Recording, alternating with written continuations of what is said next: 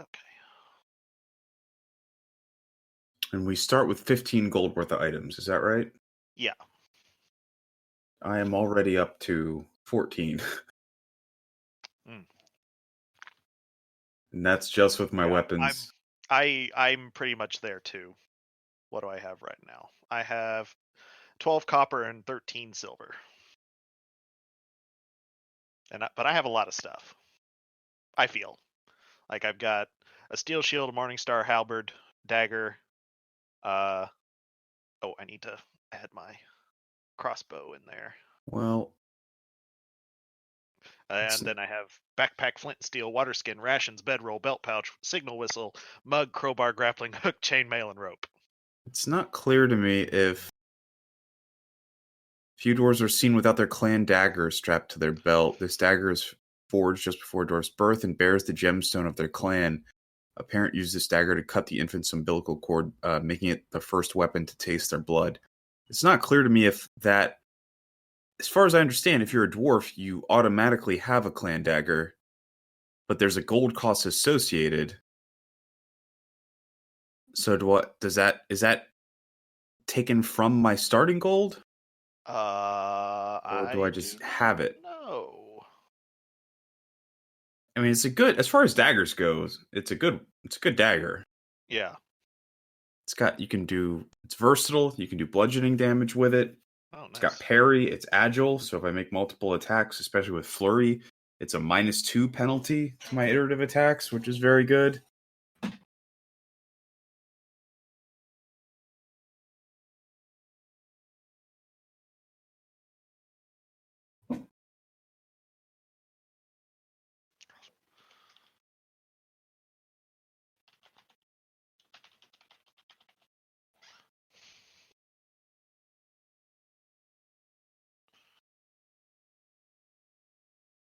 But it costs 2 gold,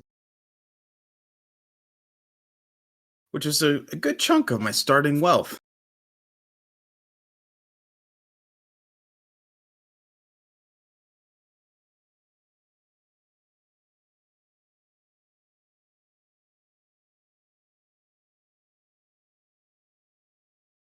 Yeah, I don't know. Not sure on that. I need you to look that up for me, Tanner. Just get back to me.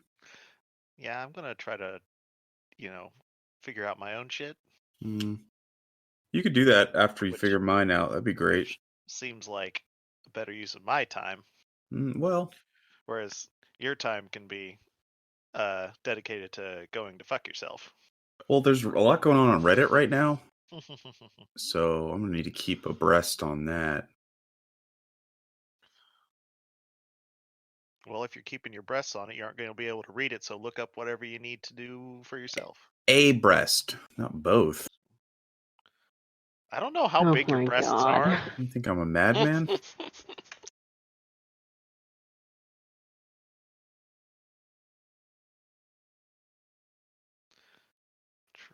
Tools. Class kits. Descriptions of things. What does a crowbar let me do? I assume it gives me a bonus on crowbar related tasks. Interesting. Shield is a cantrip now. Nice. Boing.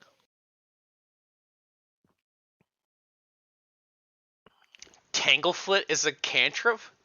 The fuck? Yeah. Well, you can have good stuff to do. Well, I have to take telekinetic projectile. That's got goblin written all over it. Fling an object at a creature. Yes, please. Okay. So do you throw it with your arm and use your telekinesis to increase the speed, or do you just... You hurl a loose, unattended object within 30 feet that has a bulk of 1 or less. Okay. If you hit, you deal bludgeoning, piercing, or slashing damage as appropriate for the object, equal to 1d6 plus your spellcasting ability mod. That's actually really good. Does our gnome have a bulk more than 1? Because you could just throw the gnome. That would be well in character for me, for sure. Yeah. We kind of have a little party. What's what species is Whitney? Nethys. Something. She is a Nethys. She's One a of those weird Nethys? Nethites. Wasn't she one of those weird races? She's a lizard folk. A lizard. Okay. Oh, okay. So we have one human. Yeah, one human.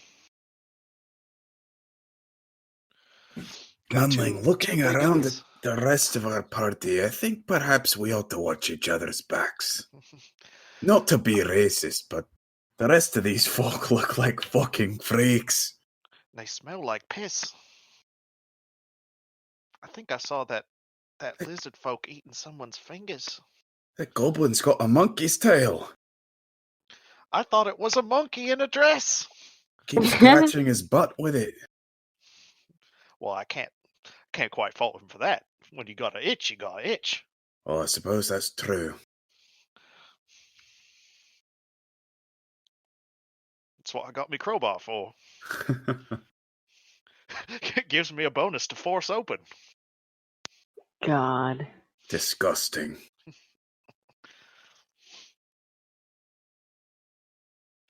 Okay. Well, this is annoying. It says listening to us? No, it says you hurl a loose unattended object, but then if you look at the targets, it says one creature. That can't be right. So yeah, you throw it at a throw creature. People. Oh no, you're right. Yeah, okay. Yeah, you throw the projectile at one creature. That'd be OP if you could throw creatures. Bag of cats. A loose, but one loose unattended creature. Don't argue with the rules. Hurl the fucking cat. You gotta find the runt of the litter that nobody cares about. They're not attended.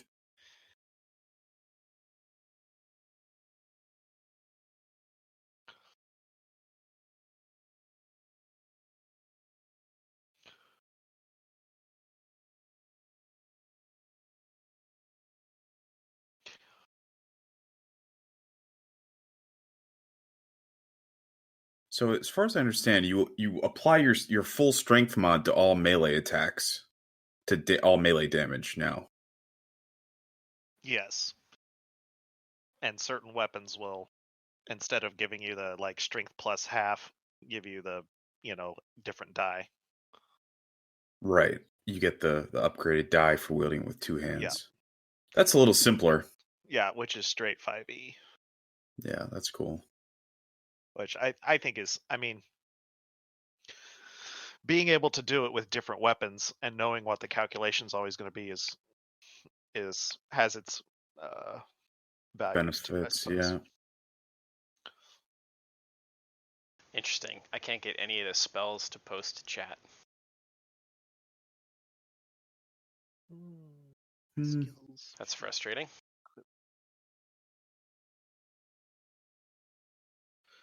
Playing the game 442. I suppose I should learn how to play.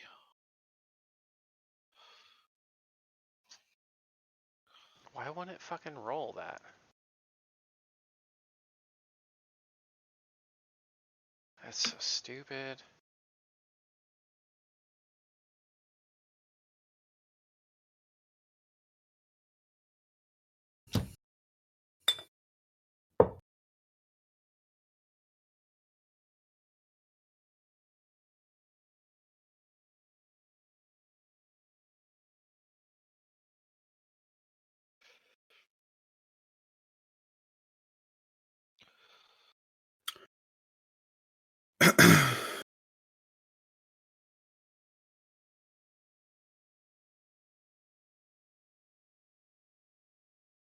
I don't know about you guys. I did not find my class kit in the adventure gear to be particularly correct. Yeah, I saw that they had that, and I was like, eh. Armor's not the armor that I want. Weapons aren't the weapons that I want. Yeah. Yours okay, I guess. quick and dirty suggestions I Yeah. get, but we're a bit more of a refined crowd. Yeah.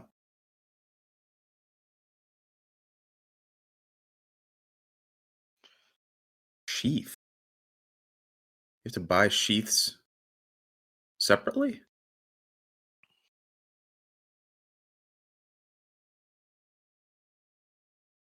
Boy, howdy.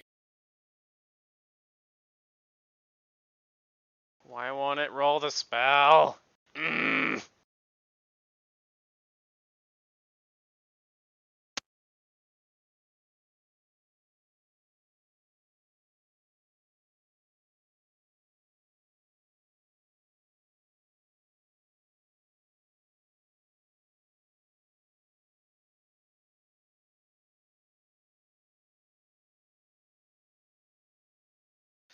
Can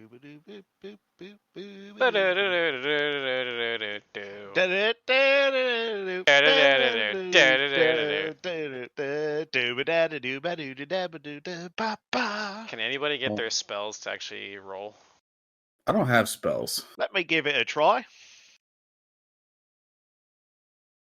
Ah, fuck. I blew my arms off.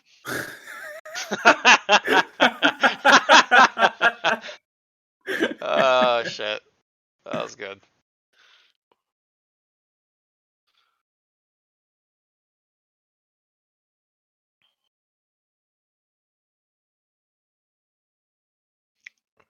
Do I have my perception set up? Yes. Expert perception.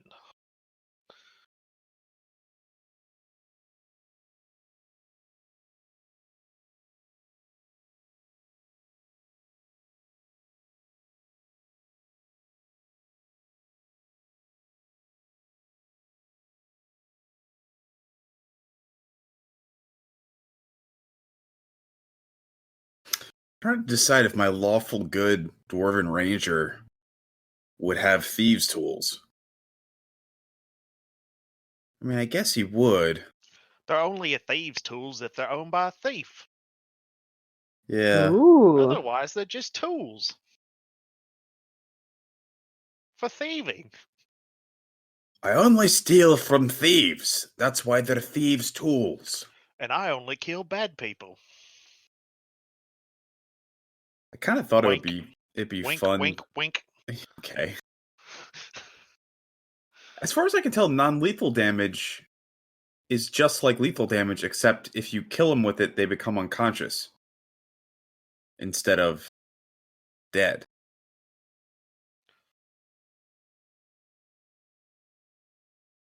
Seems like it would be much easier to play an incapacitate them party that way, as opposed to the way you guys do it in Rune Lords, which is kill it, then stabilize it. Yep.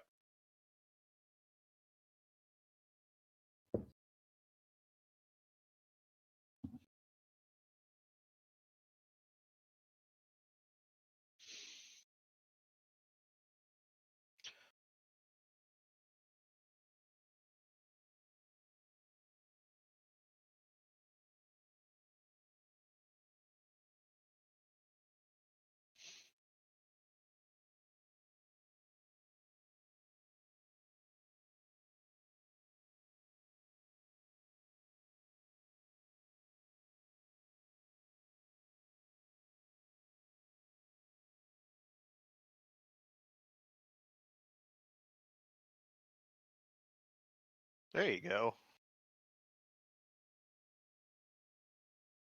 I think I should get a discount on my adventures kit or my adventures pack, because I don't need torches. I have dark vision. Oh, did I get a lantern? Fuck. Fuck would I have a torch for?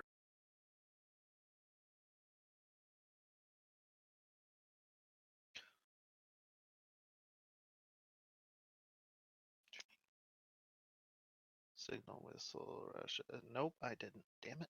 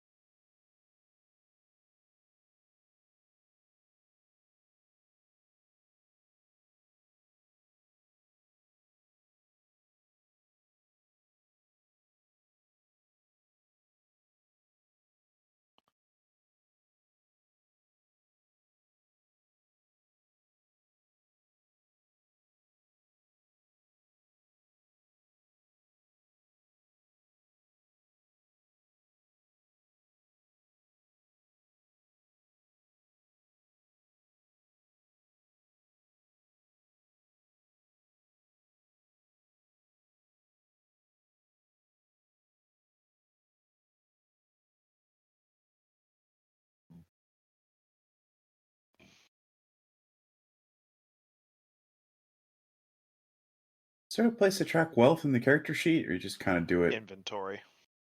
Well, there's not really like a place. CP, SP, GP, PP. Oh yeah, I totally missed that. Thanks, P, brother. P, P, P, P, P, P, P. PPAP. Dun, dun, dun, dun, dun, dun. It goes by I 10, have a right? pen. I have pineapple. So 1 gold is 10 silver, Yeah. and 10 or 1 silver is 10 copper. Yeah. Makes a lot more sense than the bullshit way that Warhammer handled it. I hated that. Just gotta learn some math. It's all good. I'm very bad at it. I mean, Well. I'm not good at that. I mean, you guys have been here when I've been trying to do simple like addition and subtraction, like calculating several rolls with like a couple, like 1 or 2 modifiers is enough to totally fuck me. Yeah. And I keep getting lost in the middle of it, and then I'm like, wait, did I include the modifier on the previous calculation? Fuck, where was I? Oh, god damn it. Now I'm totally gone. Yeah. Yeah.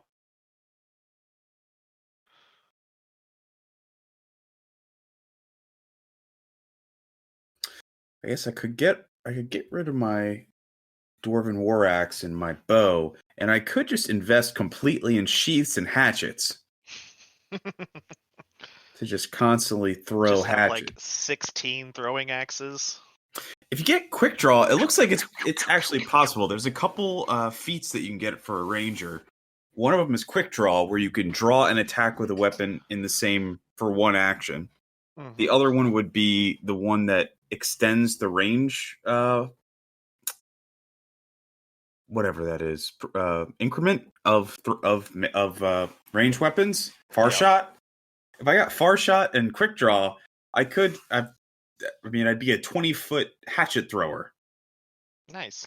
Who could just throw 3 hatchets in 1 round. I wonder what the range increment penalties is or are. I think it's like a -2 or something like that. Normally it's a -2. I'm not sure if it's changed. I mean, I'm assuming that this game is gonna play similar to most D&D type games, where to hit is your number one. Yeah. Your number one thing. I'm a little bit curious. I'm thinking that the animal companion thing might not really be worth it at early levels, just because they share your action economy. So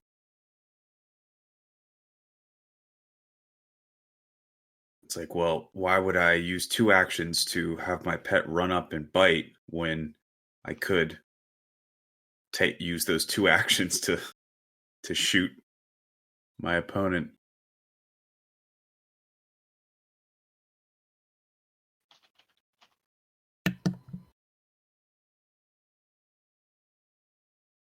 Plus, my little dog, he only has 6 hit points. That's not a lot.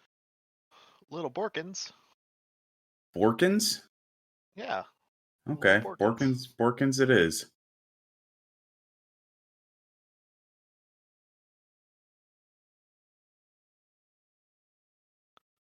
Oh my god, Adventures Pack is 7 silver. Dear Lord.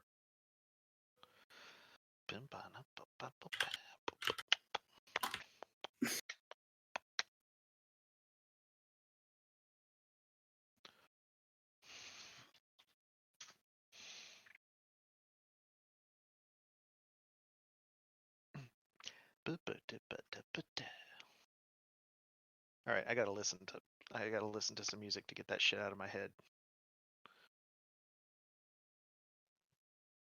Ooh, BFG division.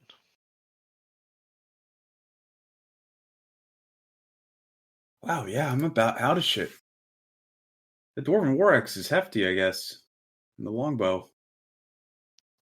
2 bulk and 9 gold between the 2 of them. Or 4 bulk and 2 gold between the 2 of them.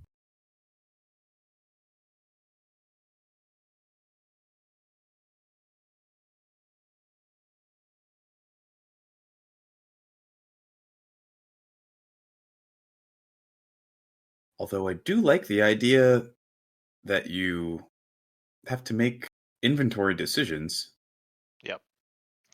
Do you get as a dwarf? Do you get a bonus to like your encumbrance or anything like that? No, it doesn't. I don't think so. Get strength, just like everybody else, as far as I can tell.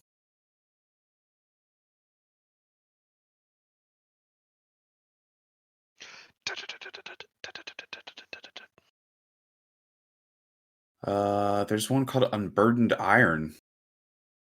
Let's see. I think that just allows you to wear heavy armor. Anytime you're taking a penalty to your speed for... Oh. You learn techniques first decided by your ancestors during the ancient wars, allowing you to comfortably wear massive suits of armor. Ignore the reduction to your speed from any armor you wear. In addition, anytime you're taking a penalty to your speed for some other reason, such as from encumbered condition or from a spell, deduct 5 feet from the penalty. Okay. For example, an encumbered condition normally gives a minus 10-foot penalty to speed, but it gives you only a minus 5-foot penalty. Here's an interesting one. Cantrips actually scale with level now. Oh, so they can be worth it? Yeah, cantrip is always automatically heightened to half your level rounded up. So for example, a first level wizard, your cantrips are first level spells, and as a 5th level wizard, your cantrips are 3rd level spells. Huh. That's kind of awesome. That's cool. So I might actually use them all the time now. Yeah. Instead of just being like, okay, I guess I'm level 5 and I'm never going to touch these again. Yeah, thank God.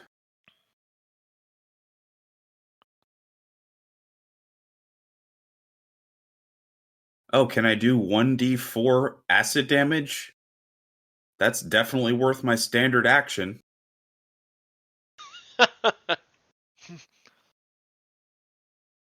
Some of them were like, okay.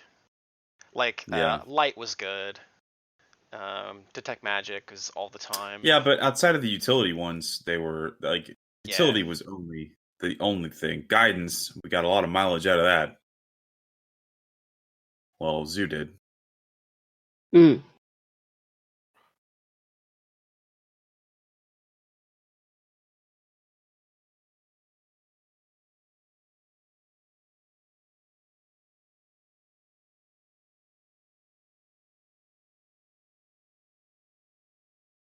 Weird. So detect magic and read aura are separate spells.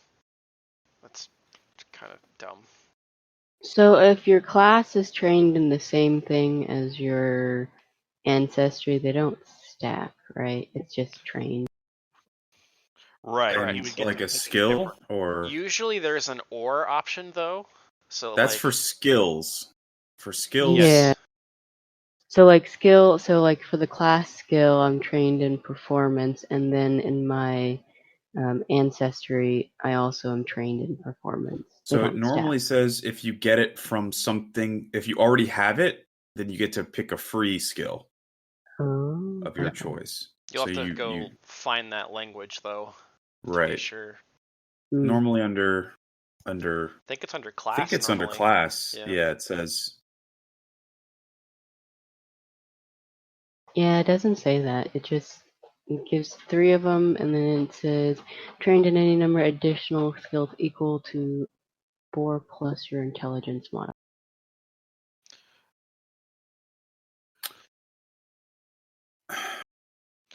Yeah, it's not going to be on your individual class. It's going to be up in the section where it's walking through. Like here are all the steps.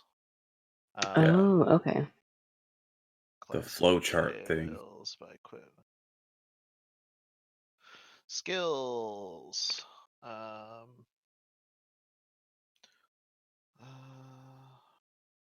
Okay, maybe it's not listed there either.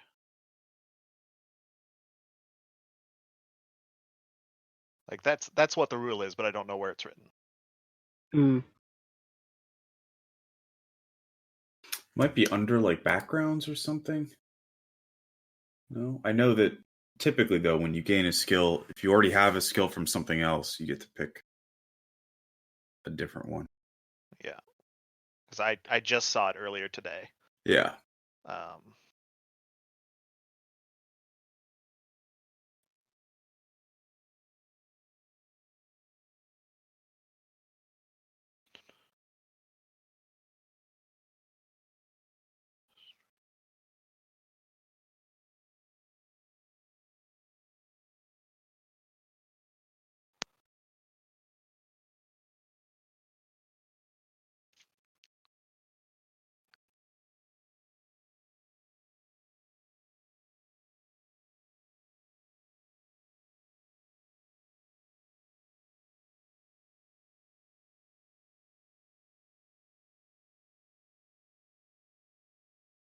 I am a poor dwarf.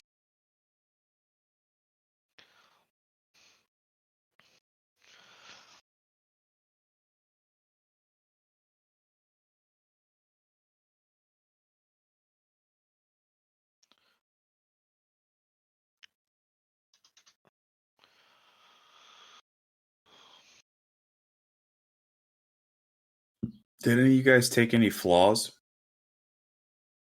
Voluntary Yeah, I have flaws? strength.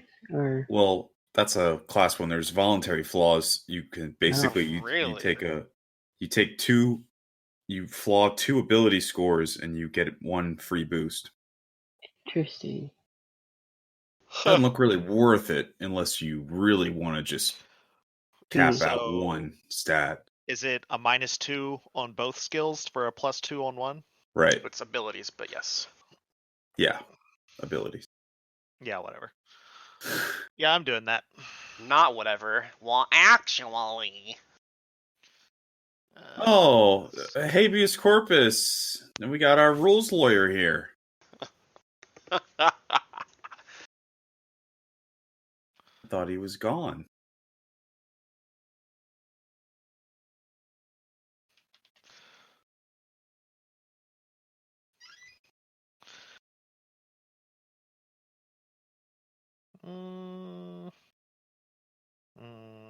Is that worth it?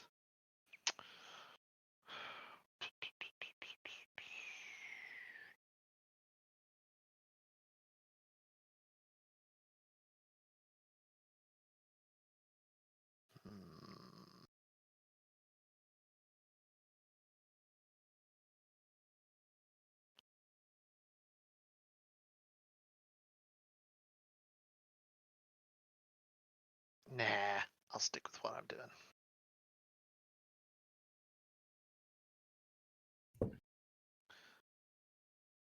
If it didn't lower my int and therefore the number of skills I can have, I would totally do it. I found it, by the way. Woohoo! Great.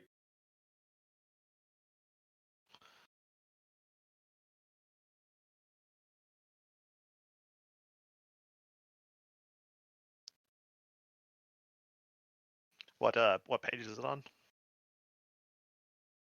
234. So I just like controlled F and looked for choose A, and then I finally got.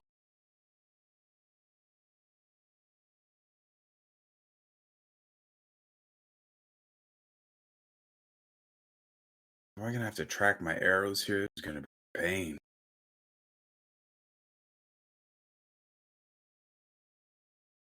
I should probably grab some more.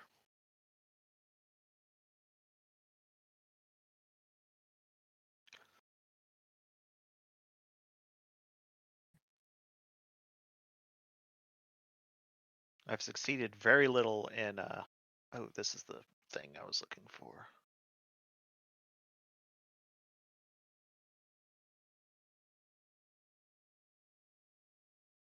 So do we start off being able to do iterative attacks at a penalty? Yeah. Okay.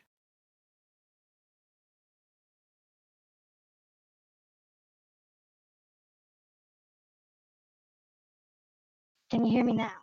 Yes. Yes. Yes. Cool. You have rejoined the terrestrial society. Even better. My Bluetooth completely stopped working, so that was a pain. Oh. It's a little choppy.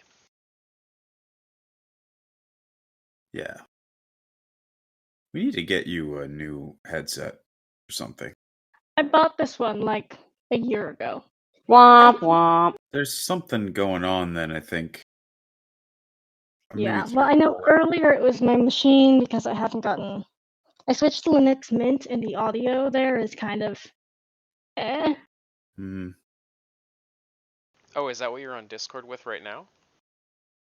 No, but when I was at home and you said I sounded just a little robot-y, Oh. it was because like even when I play music on the speakers, it's really bad. Well, Oh. let's try something. How about it? I think I know what you're thinking of though, and it didn't work last time.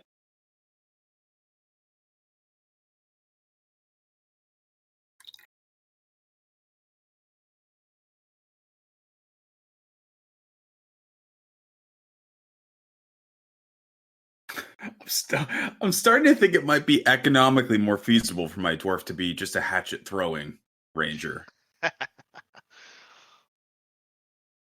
If I can recover them, because it's 1 silver for 10 arrows. And I don't think you can actually, like, in real life, if you shoot an arrow and you even if you miss, there's a good chance that that arrow is not usable again. If you hit something, almost certainly not. It depends on what you hit. Yes. How much they, struggle. If you hit like metal armor or whatever, and it ricochets off, that arrow's probably fucked.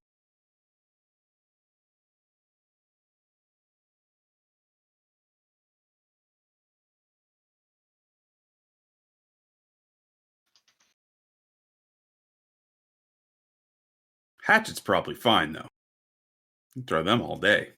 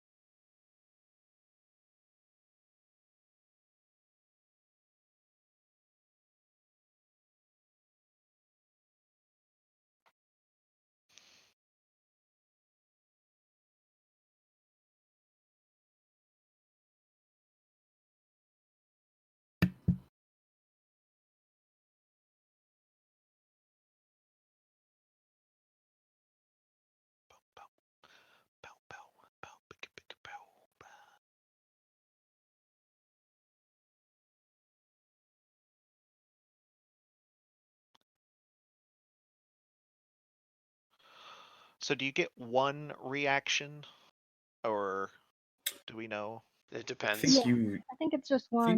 you get one. Okay. I believe you get one in the first round of combat.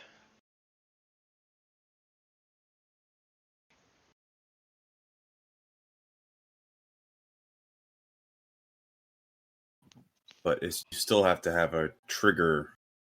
Yeah. Like the How does trigger it has to sound? go off. Can you hear me? For Yeah, your I can hear you. reaction, yeah. Yes. Yep. It's a lot better. Less choppy. Mhm. Turn it off and back on again. Yep, that'll help. There you go. Classic.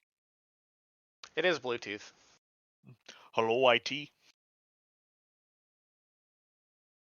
But yeah, you can borrow my Bluetooth dongle if your internal Bluetooth keeps wigging out on you. Okay, I might have to do that. We'll see. This is pretty reliable. I obviously can't tell, so let me know if I start sounding like a robot or whatever. Okay. Yeah, I have bad experiences with Bluetooth headsets in terms of voice chat.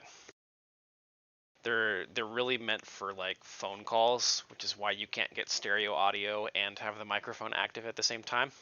Right. Oof. I usually use it for calls for work. Yep. It's great for that.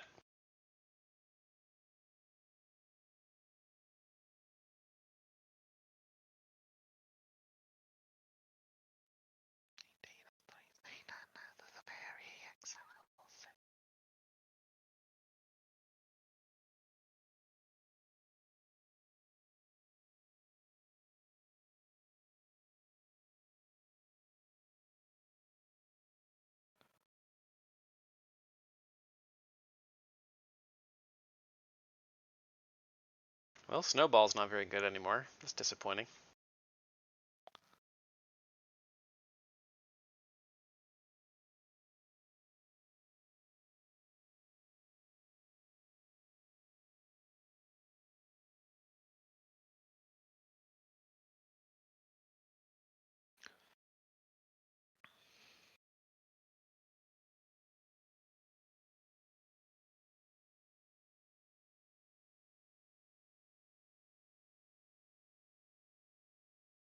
Okay, so if my con mod is 2, and then it says 8 plus your constitution modifier, so I get 10.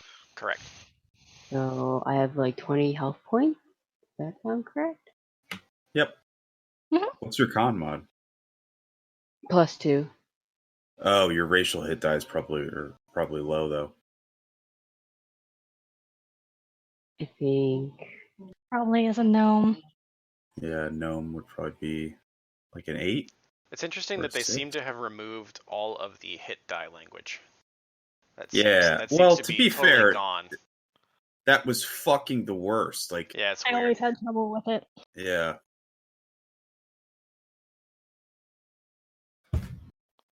You could tell a lot of aspects of Pathfinder were just sort of soldered together 3.5. They're like, we're trying to make something, we're trying to extend this and make it work, but we're also retrofitting an old an old system.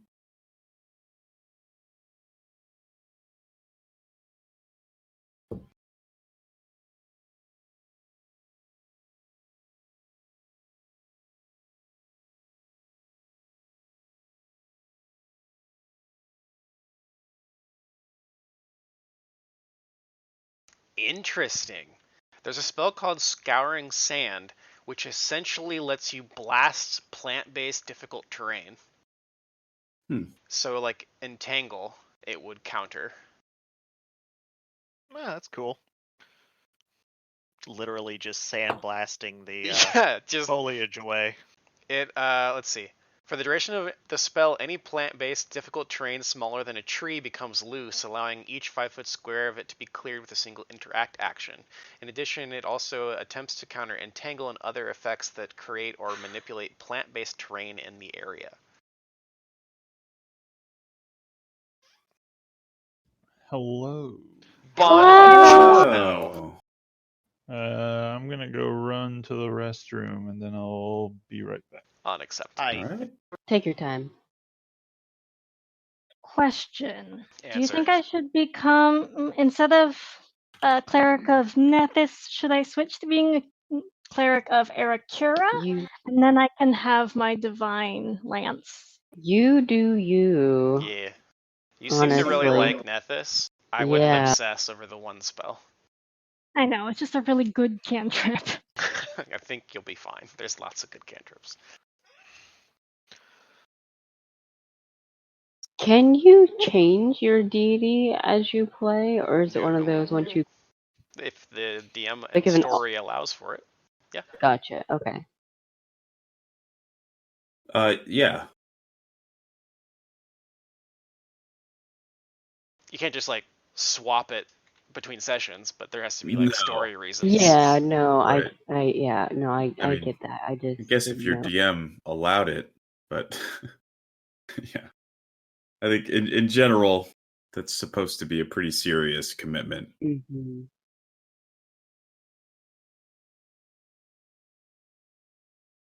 All right. I've got 1 silver piece to my name. Nice.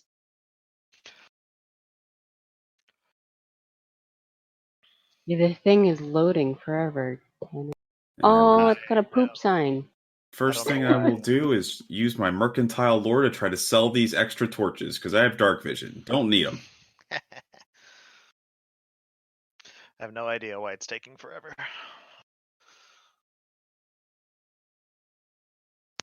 I don't know if the file size is too big. I wouldn't think so.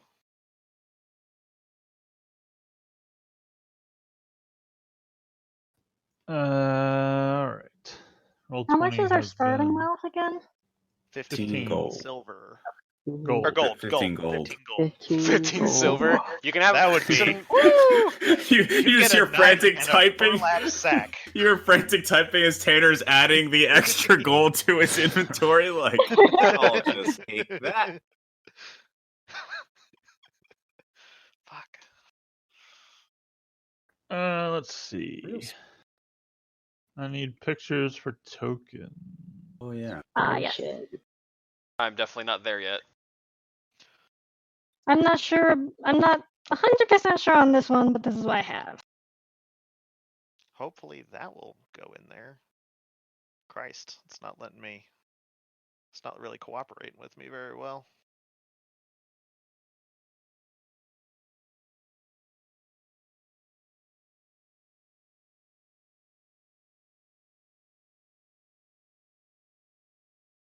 Fuck. Why the fuck is it not letting me upload images?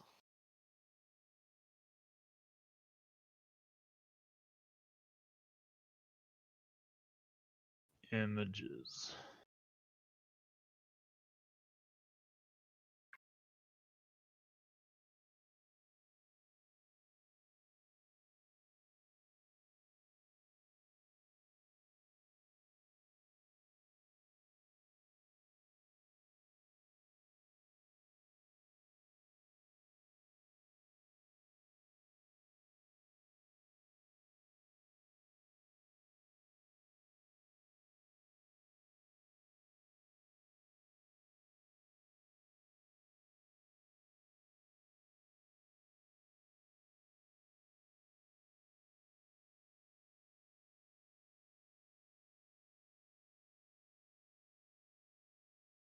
Oh, it did not let me either.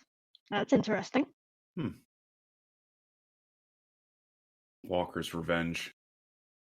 Is there a Think lizard you can. folk? That is it's Whitney. Oh, Oh, shit. yeah. Did it work? No, they're not coming Yeah, through. I got it. You can Oh, see you them. did? Weird.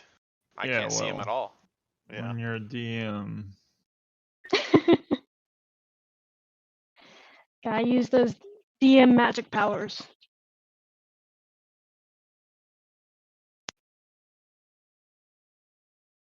Oh, you just open original? No, I use DM magic powers. It's Oh, cantrip. I see. That explains why I can do it too. Uh-huh.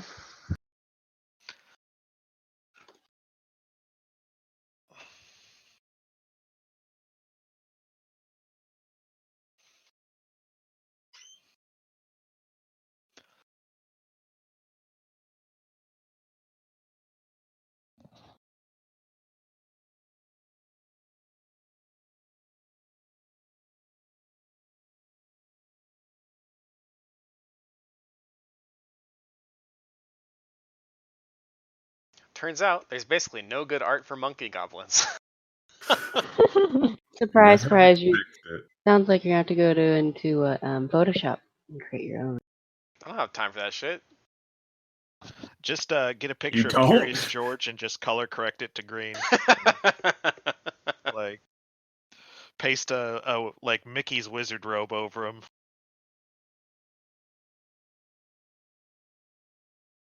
Yeah, I did have a little bit of difficulty finding a thing for mine too.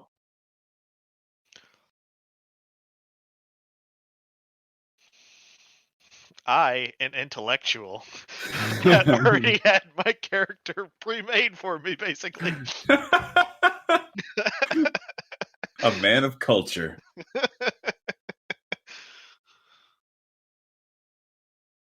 Oh my god.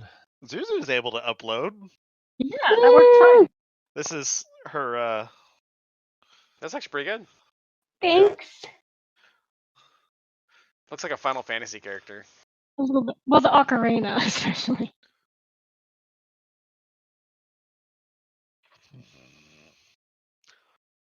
Crucify.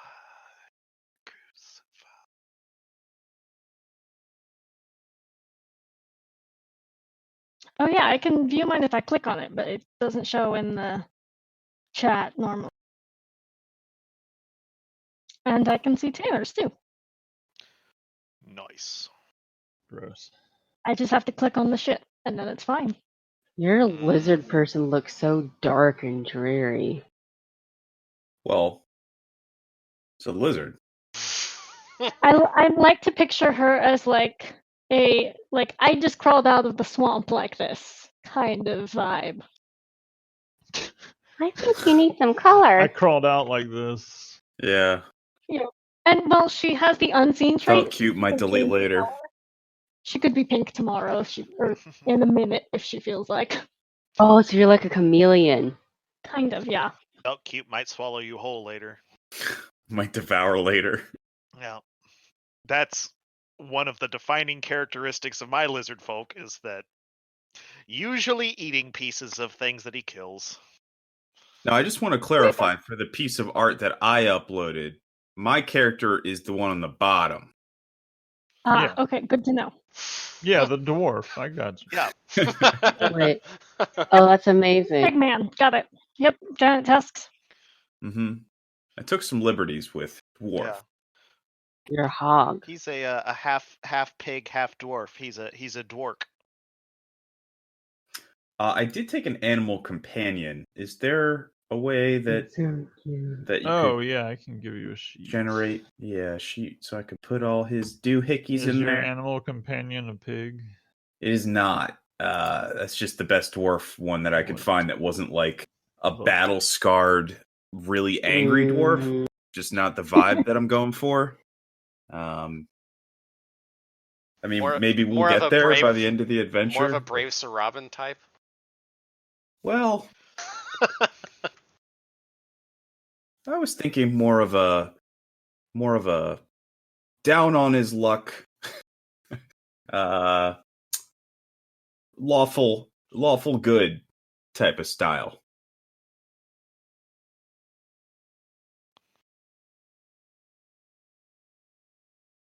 I don't think brave Sir Robin was lawful good. Robin was good. He was good. Well, actually, yeah, I guess Good they're person, basically just not good paladins. He at right? anything. He wasn't lawful good. I mean, Robin Hood Yeah. is definitely chaotic. Oh, we were talking about brave Sir Robin from Monty Python. Oh, I Brave just Sir assumed Robin you meant ran away. Robin Hood Men in Tights, but yes, I No. got you. He might be let's KO see. neutral.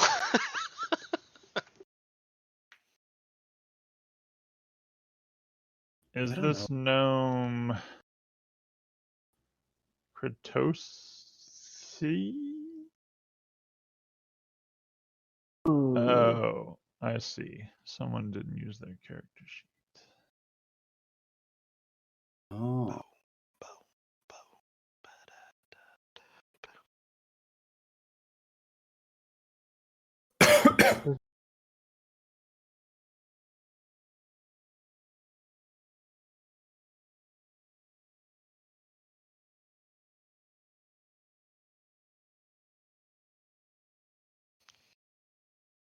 I don't know what to pick for my next spell, cause they're all good. Aren't you a wizard? Yeah. Just buy a scroll. That doesn't make it easier, that makes it harder. I don't want more choices, I want to be done. You're playing the wrong game. Yeah, I probably picked the wrong character.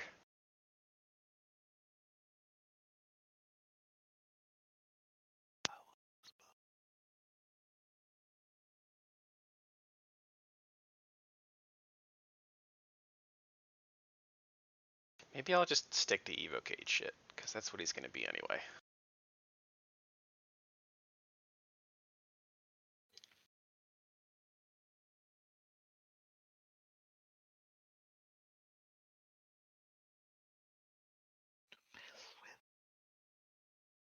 Do you have an image for your animal companion? Yes, I've got 2, and I'm going to submit them both and see what people think.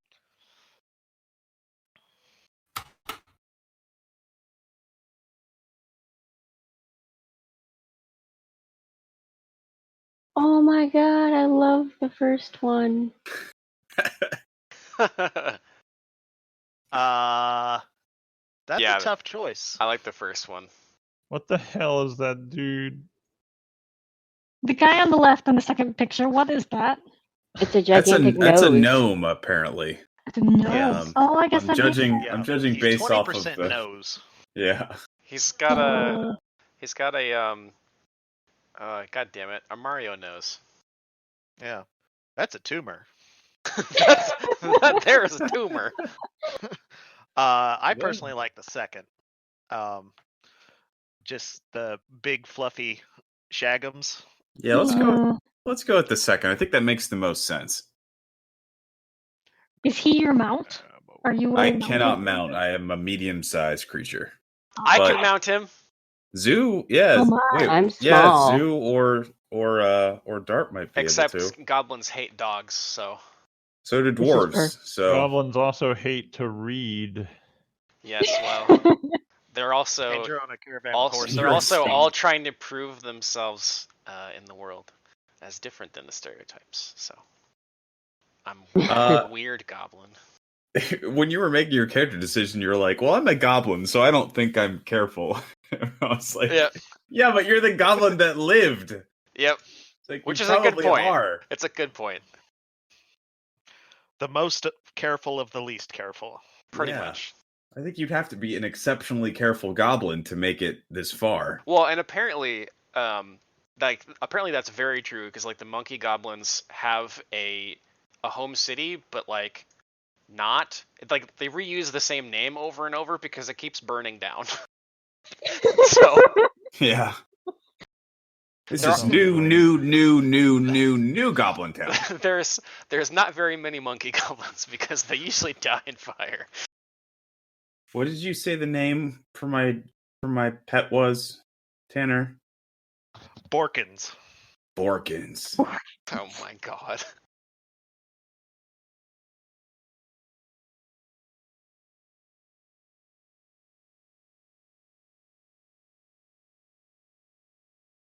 Whoops. I think I got characters mixed up. Hang on.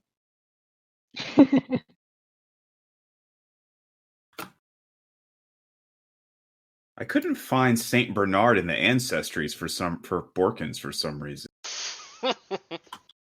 It's weird. Yeah. There are no Saint Bernards in Galarian. King Bernards, Prince Bernards. I know they got them. This is... Are there actually Galarian dog breeds? I'm sure there are. Everything else has been incorporated into Pathfinder. Oh my god, there literally is dog breeds. I do know that the princess of Taldor has a dog named Taldogus. Wow. Oh, that's great. I hate it. There are not too many dog breeds, but there are a few.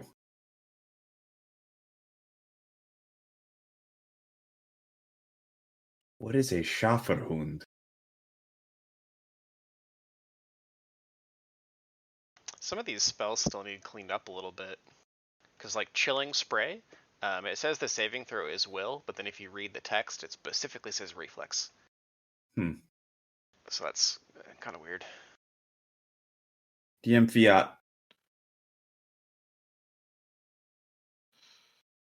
You get what you pay for. Fair. Well, it's been fun. I Guess we're done mean, now. in terms of the character sheet. Oh no, I'm talking about Archives of Nethys. This is the actual spell page. It's again, yeah. get what you pay for. You can literally get what you pay for. Excuse me. Was that a belch or like the inner demons coming out? Is there a difference? Why not both?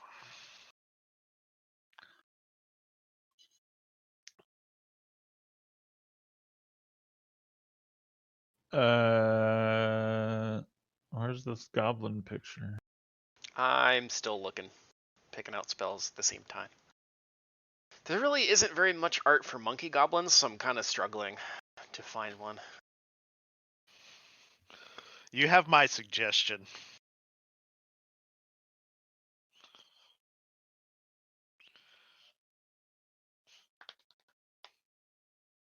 Get a picture of like a bush baby, those big ass eyes. Oh no! Just color them green. Put a wizard's hat on them.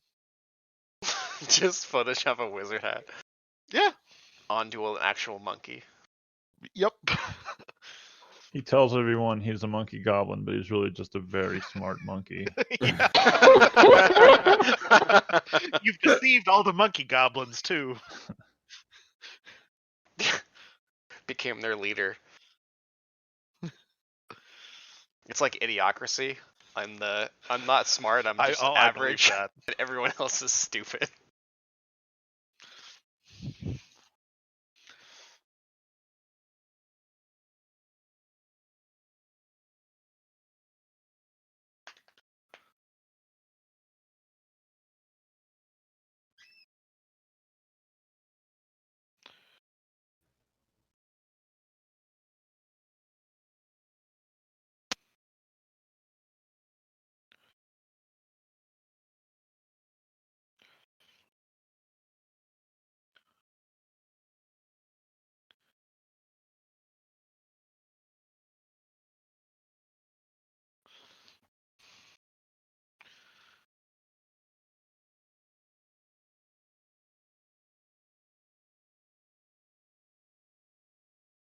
Alright, dogs don't get any boost to charisma, and that just feels wrong.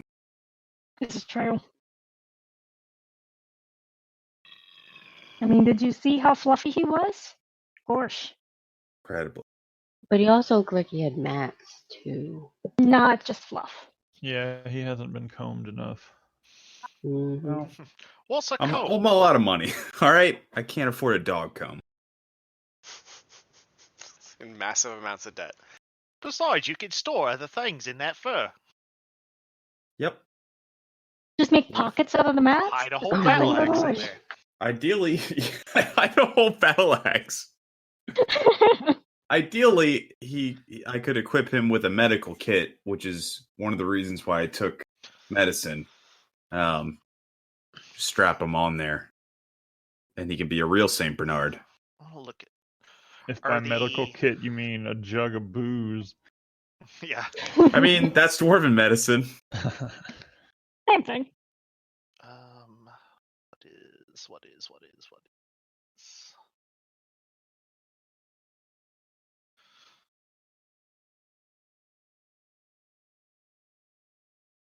I hate all of this art. This is all very bad. Yeah, when I was looking for the goblin baby for Rune Lords, it was not easy to find. It looked good, though. Or you recolored something. I found something that worked.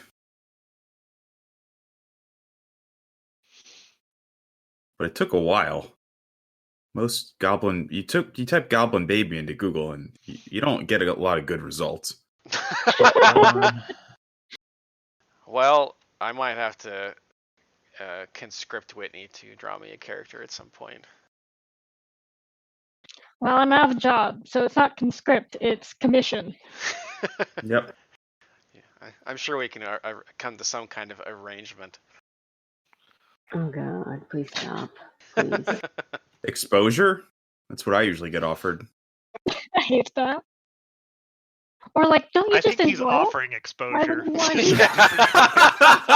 I was waiting. I was waiting for it. I fucking knew. I can't believe I fucking set that one up and it didn't even occur to me. I'm there for you. You set him up, I'll knock him down. Nice, dude.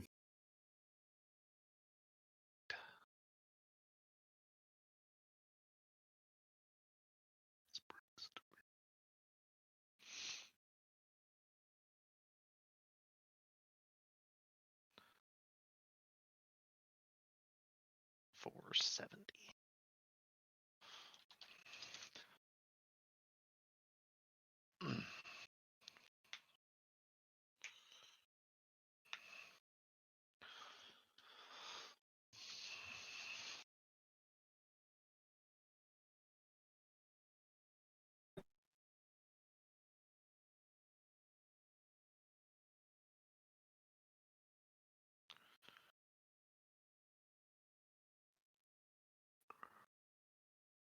Alright, we're just gonna have to go for Goblin Wizard art and just use our imaginations for Monkey.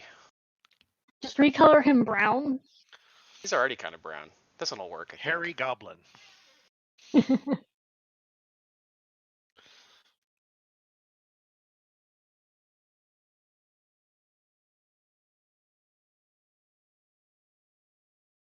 This one's not too bad. We can roll with that. I'm excited, man. I'm into this. From everything I've seen so far, this is like, I like this system. But I like what they did Aw. with it. Nice. I like that one. It's not It'd quite be- right because I'm supposed to be furry and have a tail, but that's fine. I think you could easily add Easily. That that's just Ezrin as a goblin. What the fuck? Is it really? Yeah, look at his outfit. Oh yeah, Can't fuck even it get is. the crossbow. I mean, your funny. staff kind of looks like a tail. No, he's talking about you'll see in all like the Pathfinder art. He's on the cover of Fall of Plaguestone. Yeah. Lols. Oh yeah, he's in this actual screenshot. It's the same shit. What the fuck? Wow. You're just an Ezrin cosplaying goblin. I'm fine with it. I'm cool with it. That's actually pretty adorable.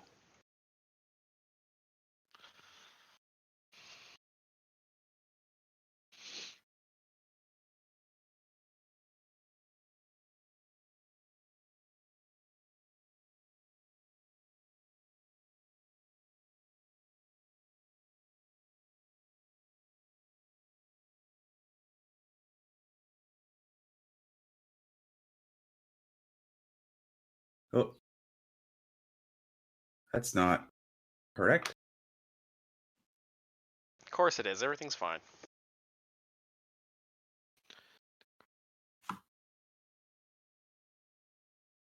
Alright. Oh, we all have very weird names too.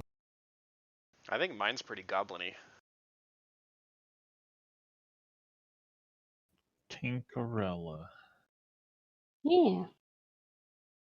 That sounds perfectly gnomish. It definitely does. It sounds like a Disney. I mean, it seems character. pretty short for a gnome name, if you ask me. Yeah, they're supposed to have like 5 or 6. Yeah. Alright. Well, good game, everyone. Was that Sounds it? fun. We've learned to create characters. That Hey, was that's thrilling. We'll important. see you in 2 months. Bye-bye. Alright. So, our story begins roughly 15 years ago. We would see a small but prosperous farming town just south of a forest, several big fields, but oddly, the town known as Etrin's Folly is deserted. The people locked within their homes, socially distancing from one another due to the plague. A woman is in the center of town near a massive stone. She is standing near the stone where there's a hole filled with a fluid that is clear and smells strongly of vinegar. She has placed coins in this stone and is begging as the few people who come outside go by for help. She says, "I have money, please. I just need some food." But each of the people looks down and walks away. Eventually, she starts to approach one of the men walking by, and he steps back, sort of shoving her away, and says, "We don't want any of your help anymore, Eldara. It's your fault that the plague has gotten as bad as it has." They sort of spit at the elven woman, throw stones at her, and she stumbles away back to her home, where her young half-elven daughter tries to care for her as well as she can, but without the food and medicine that they need. The next thing we see is a small, simple pauper's grave with the young half-elf looking down very sorrowfully. And then 15 years pass, and we see a carriage being led along a path through the forests of Isker. It has been 3 days since all of you left Eladir, the capital of Isker, climbing into the back of one of Bort Baragith's wagons, bound for the faraway capital of Andoran, Almas.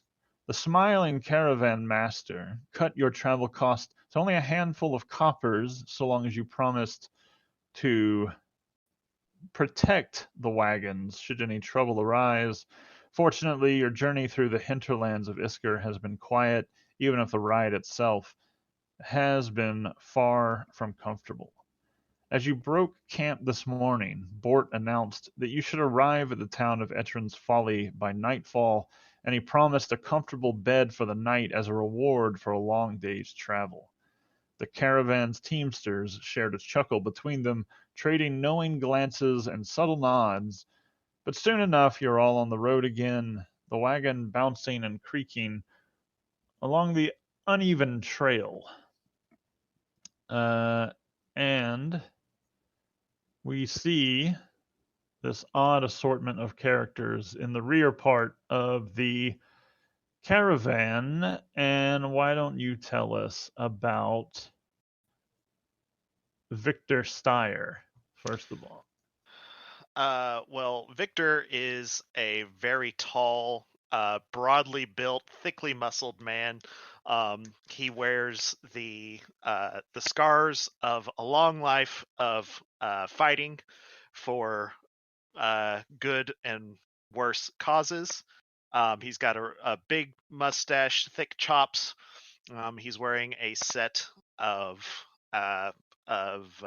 jangling chainmail, and he's always got weapons. He just seems to have weapons coming out of his ears.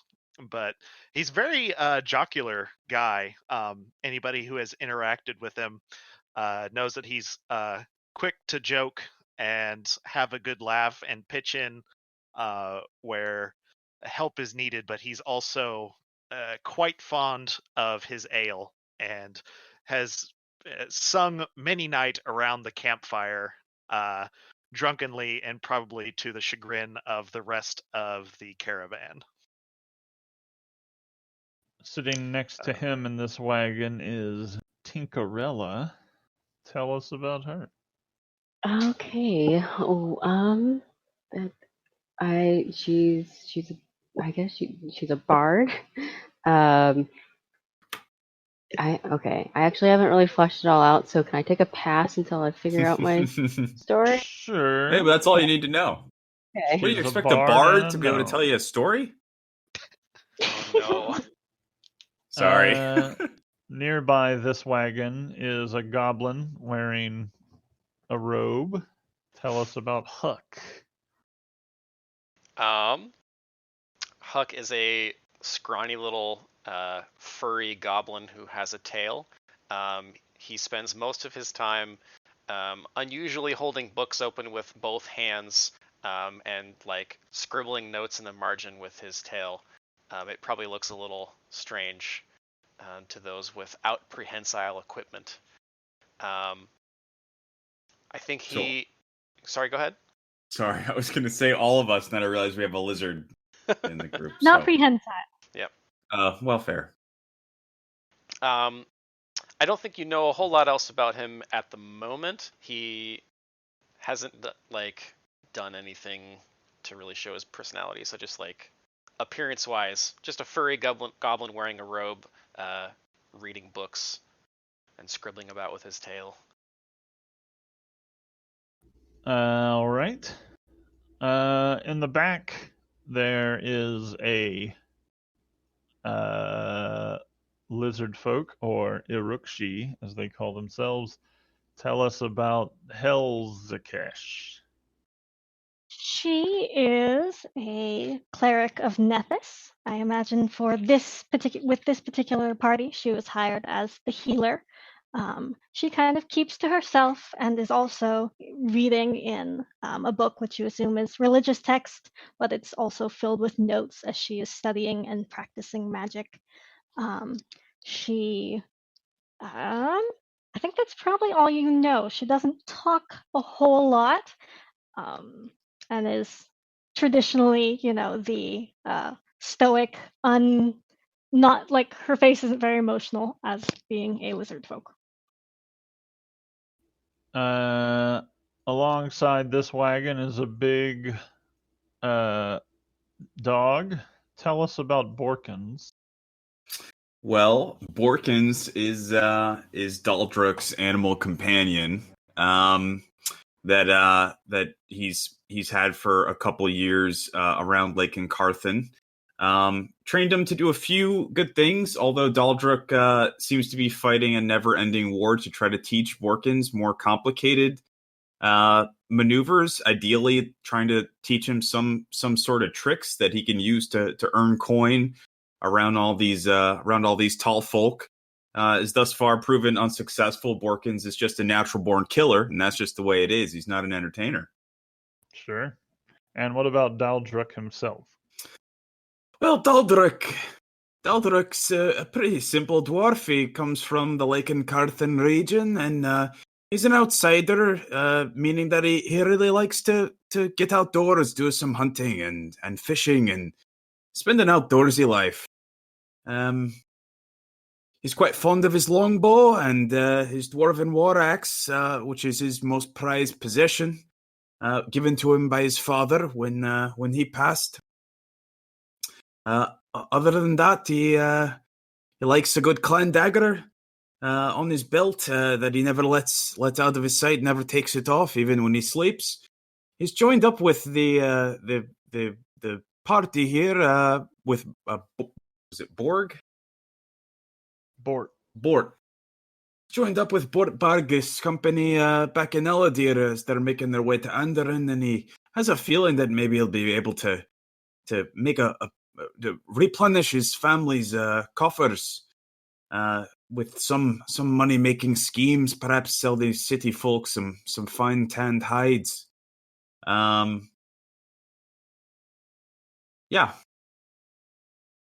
He's been hired by Bort Bargis I took Teamster.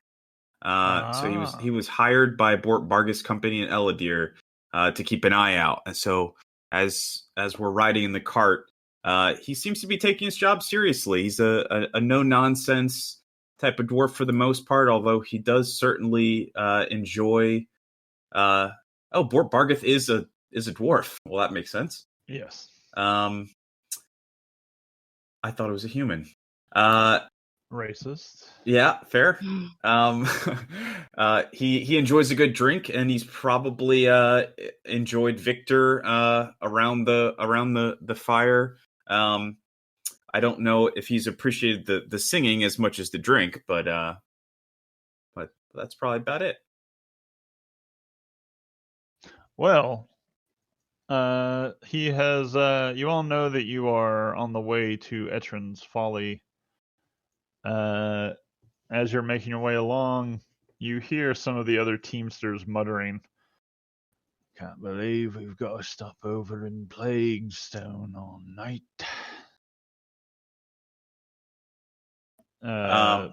But Bort ignores them. What you on about? Huh? Nothing. Forget it. Plaguestone? Yeah. I Not, really like stone. I'm not a fan of plagues. I'm sure we'll be fine. The half-orc Tamley Grint, who is Bort's second in command, leans over from the second wagon and shouts back, "The town's name is Etrin's Folly, but everyone calls it Plaguestone on account of 15 or 20 years ago, there was a plague that nearly wiped them out. Some people say the plague's still there, and idiots are superstitious about it." And she glares at the other Teamsters when she says this, who all just sort of clam up and keep going. Oh, good. I thought I was an idiot for a minute. Yeah. Taldric leans over to Helzakesh? Okay. And goes, "Oh no, I think I might be an idiot." And she doesn't. She kind of gives you a side eye, but doesn't respond. Any place named after plagues can't be good. I'll have to You'll speak be to Bort. fine. See if I'm getting extra for visiting a place like this. He didn't mention it. A Oh voice, no, I'm not. A voice calls out, "Up ahead is Plaguestone." As the call fades from his lips, you all hear a series of long, mournful howls emanating from the woods to either side of the caravan. And moments later, stepping out from the greenery all around is a pack of scrawny, hungry-looking wolves. And okay, time to roll initiative. God.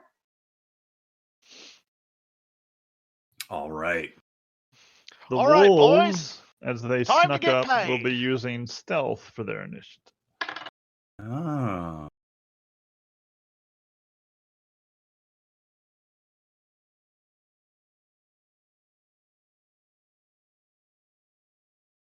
But we're not. No. You were not stealthily riding the wagon. Okay. Well. Oh, I didn't have my token select. Yep. I think I'd have learned that by now.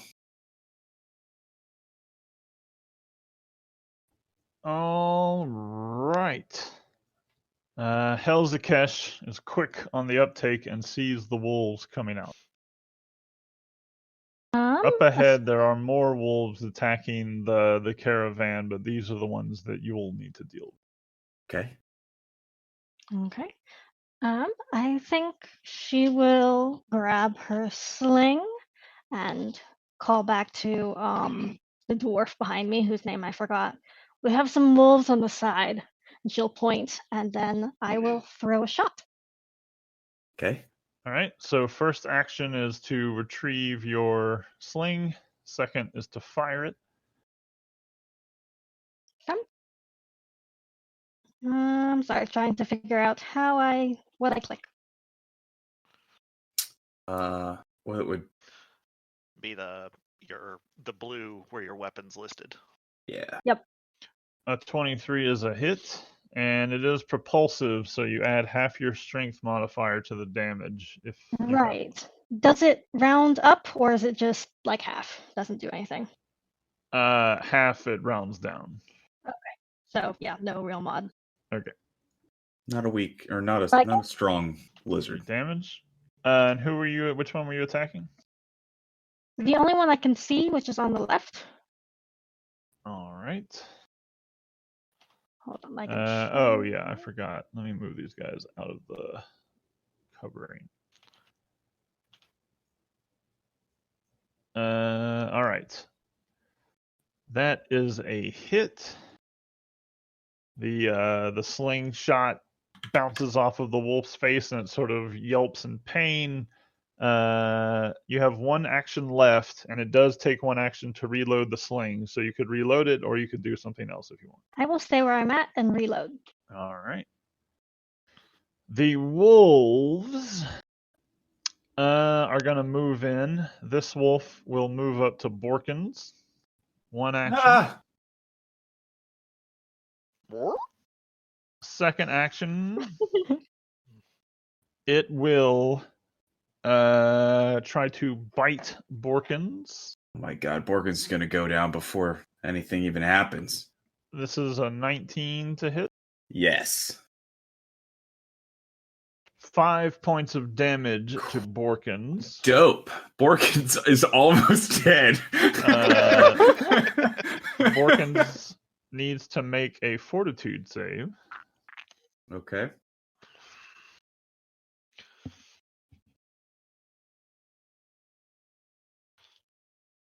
Borkins has fleas. Aw. And he is sickened 1. Okay. That means basically a -1 to everything. The mangy wolf will then attack again. His jaws are not agile, so he'll take a -5 on this. Okay. A 12 to hit. That misses. All right. This mangy wolf will rush forward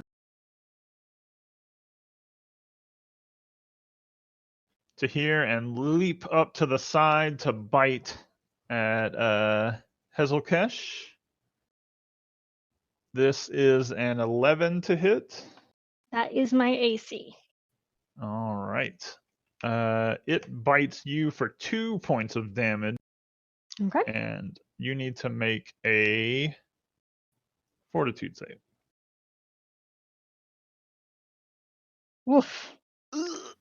That's a No, nat it's a 1. wolf, not a wolf. Oh, a natural 1. So that's a critical failure. Yeah. Oh boy. There is no effect on a critical failure. You still just have fleas, and you are sickened 1. Okay. I should point out that if you spend one action to use an interact action to scratch, you can remove the sickened condition from the fleas. Okay. Okay. The But you last can't cure wolf, it that way. well, you know, it only lasts for a minute, so if you Okay. just keep scratching, it'll go away. The mangy wolf, this one here, will run forward and try to snatch up this little goblin. Yes, I was actually curious about that. Am I actually inside the wagon, or am I standing outside? You can be in the wagon if you want. I figured I would be inside the wagon reading. All right. Until the howling occurred. We'll jump up on the side and snatch at Huck. This is an 8 to hit. Oh, that's a miss, for sure. And then it will try to bite Victor. 12 to hit. Negative. Oi! It is your turn, Huck. Everyone has to pay to get on board. No ticket.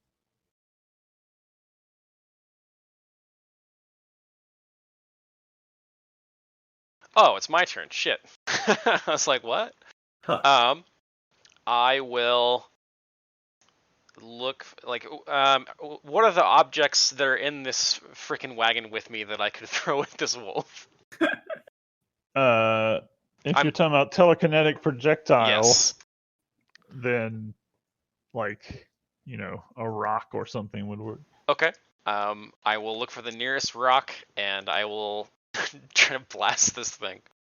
For the most part, 99% of the time, I just assume that there's enough stuff around to use telekinetic projectile without needing to be like, I have to find something to throw at them. Yeah. All right. So Only in very strange situations would it be like, there's nothing here. Fair enough. Well, you're in a perfectly empty room with no doors. I spot a rock outside and I throw it at him. 23 hits for 10. The rock spins forward, punches into the back of the mangy wolf's skull, and kills it. Okay. Perfect. Damn. I ain't seen that before. That's 2 actions, right? So I do have 1 more. Right? That's how this works? Yes. Okay. I will. I suppose I'll close my book and like jump out of the wagon. And I'll move to like here-ish, I guess. Is that Okay. fine? Daldric. Borkins! So he's gonna say, get them, boy! And I think that Borkins gets 2 actions for my command an animal because you he's a spend minion. 1 action to give him 2. Yes. Yeah. So I will have him attack twice. Okay. Remember, -1 to each because he's sticking. Right. I can't find a way to add that modifier in easily. Yeah, we can remember just do it. Okay. All right. So Borkins will attack with Jaws once. And I guess I should have announced that, but I would also use my hunt prey on the wolf that attacked my dog. So you use 1 action to command him, 1 action to hunt. Yeah. Okay. And then Borkins gets 2, so he would get my flurry benefit for his second attack. All right. So that's only a -2. That is a yes. In addition to the -1 from second.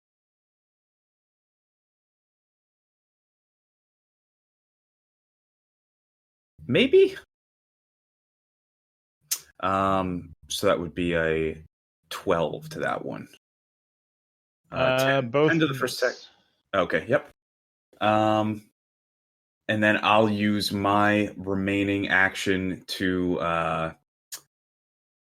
think at this point he's just gonna draw his war axe.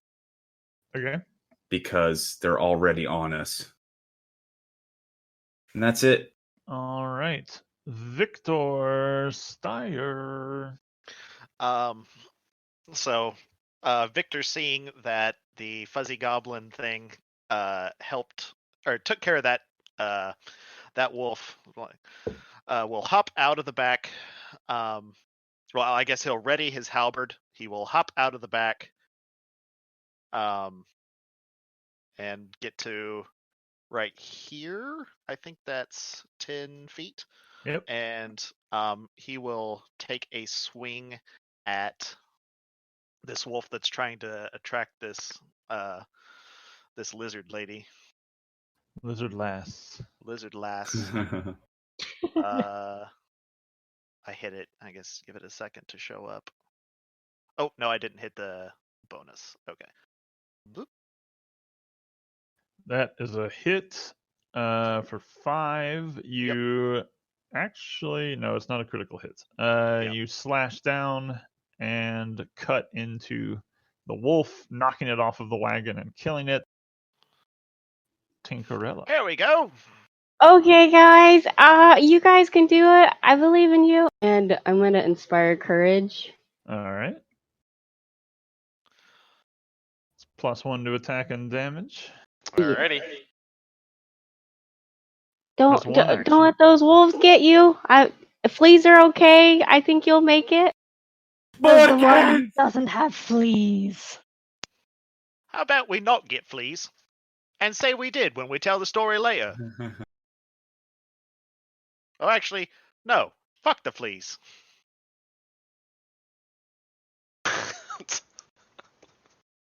Anyway. You have 2 actions left, Tinkerella. Okay. I don't. I honestly probably want to move away, so I'll probably hop off and then move over here. Courageously inspiring us from a safe distance. Mm-hmm. Yep. Guys are doing so good. You already got 2 down. What does Inspire do? Plus Inspire 1 to courage. attack, damage, and saves against fear, as long as you're within Mhm. 60 feet of Tinkerella. Yes. Hell yeah. Alrighty. Yes. You do have 1 action left, Tinkerella, if you want to do anything with that. I think I will just pass that one. All right. Up to the north, behind the wagon, Hazelkesh and Daldruk hear a low, loud growling, and a much more massive wolf steps into view, spittle dripping from its jaws that hits the ground and sends up little puffs of smoke as it burns into the dirt. What the shit? And Can now I roll knowledge. to recognize it? Recalling knowledge is an action now. Yeah. Oh, okay. Never Okay. mind. I will wait and see. I don't know what that thing is, but I might know soon. It steps here, opens its mouth, and unleashes a stream of bright green acid in a line. Nice. Daldruk and Helzakesh need to make reflex saves. And remember, Helzakesh is at -1 for Sicken.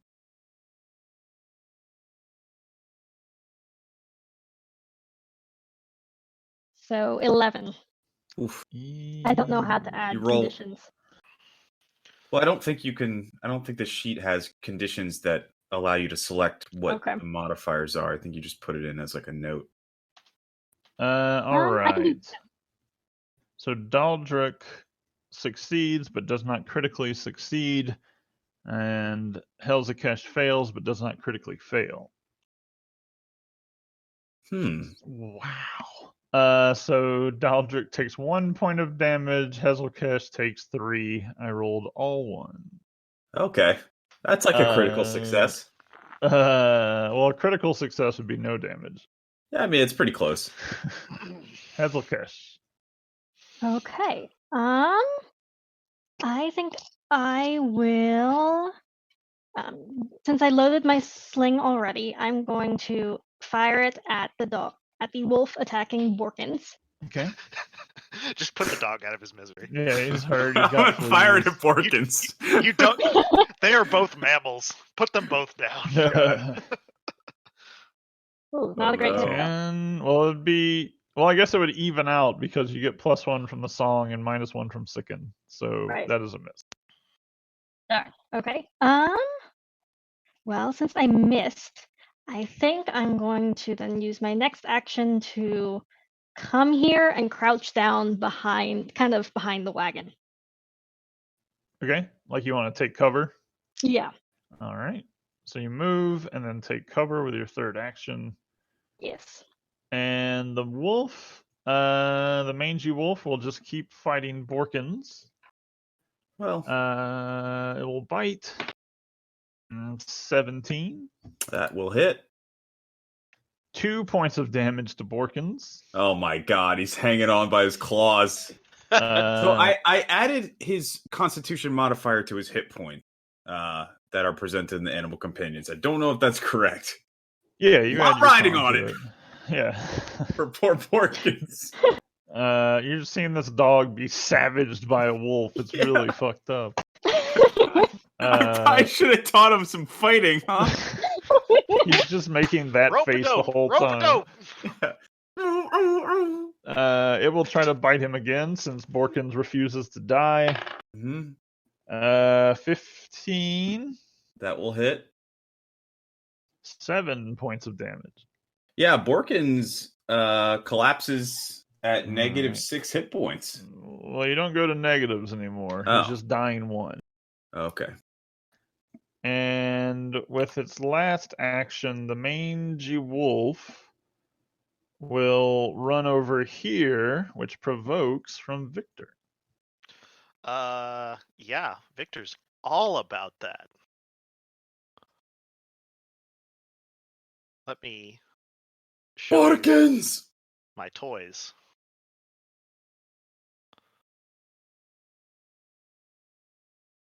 Any minute now. Almost. Yeah, he's not a very dexy guy, Victor Steyer. Ugh. You kill one of the horses. Huck. Okay. That was a bad roll. Seeing this wolf get closer. Oh, actually, I'm gonna roll knowledge on this one that just arrived. What would I need to do? Occultism? Nature? For this one, you could use either craft or arcane. What's your bonus on which one? Because I make the check. Arcana is 7. I don't think I have craft. Oh no, they're both 7. All right. Let's see. So, looking at this creature, Huck, it seems to you, obviously, it isn't a natural creature, but you think that it has been somehow like alchemically altered to have this acid within it. Although you can see that it didn't take very well. It looks like the wolf is in pain. You suspect that it, in addition to being able to spit acid, is probably able to deal extra acid damage when it bites people. Motherfucking alchemists. Okay. So also, if you ever roll a natural 1, I get to make shit up and tell you, so that it might all be false. Sweet. I mean, it seems to track. I always found the false knowledge stuff to be kind of difficult as a GM, actually. So that's one action, right? Yes. Okay. I think I'm gonna throw another rock. That seems like a good thing to do at this juncture. I think I'll throw it at the acidy dog. I'm not feeling great about him being over there. How far away is he? 45? Actually, don't know if I can. Yeah, 30 feet. So I actually can't hit that one. I'll just hit the closest dog then. All right. Oh, and that's +1 to attack and damage, right? So I don't have that in there yet. Critical. That is a critical hit. Nice. Another wolf gets a rock through the skull and is dead. You have one action left. I don't think so, right? Because I did. Oh yeah, I forgot you recalled knowledge. Yeah. Daldric. Okay. Seeing Borkins go down, he's gonna turn to the only remaining wolf with his war axe in hand, and I will. Can I hop down off of the cart and charge right at him? Yeah. Okay. I'll use switch my hunter's prey to him since the last one is dead, and that's a concentration, right? So that's just a permanently used action while it's maintained. I don't think so, but I'll double check. Oh, I thought it was. Well, I think it's an action to switch it at least. It is an action to mark someone as your target. Yes. Right. Okay. Okay. I thought since it was concentrated, always used an action. But in any case, I will spend an action to rush to him and go, by Angrad's beard! And two-hand my Dwarven War Axe at him.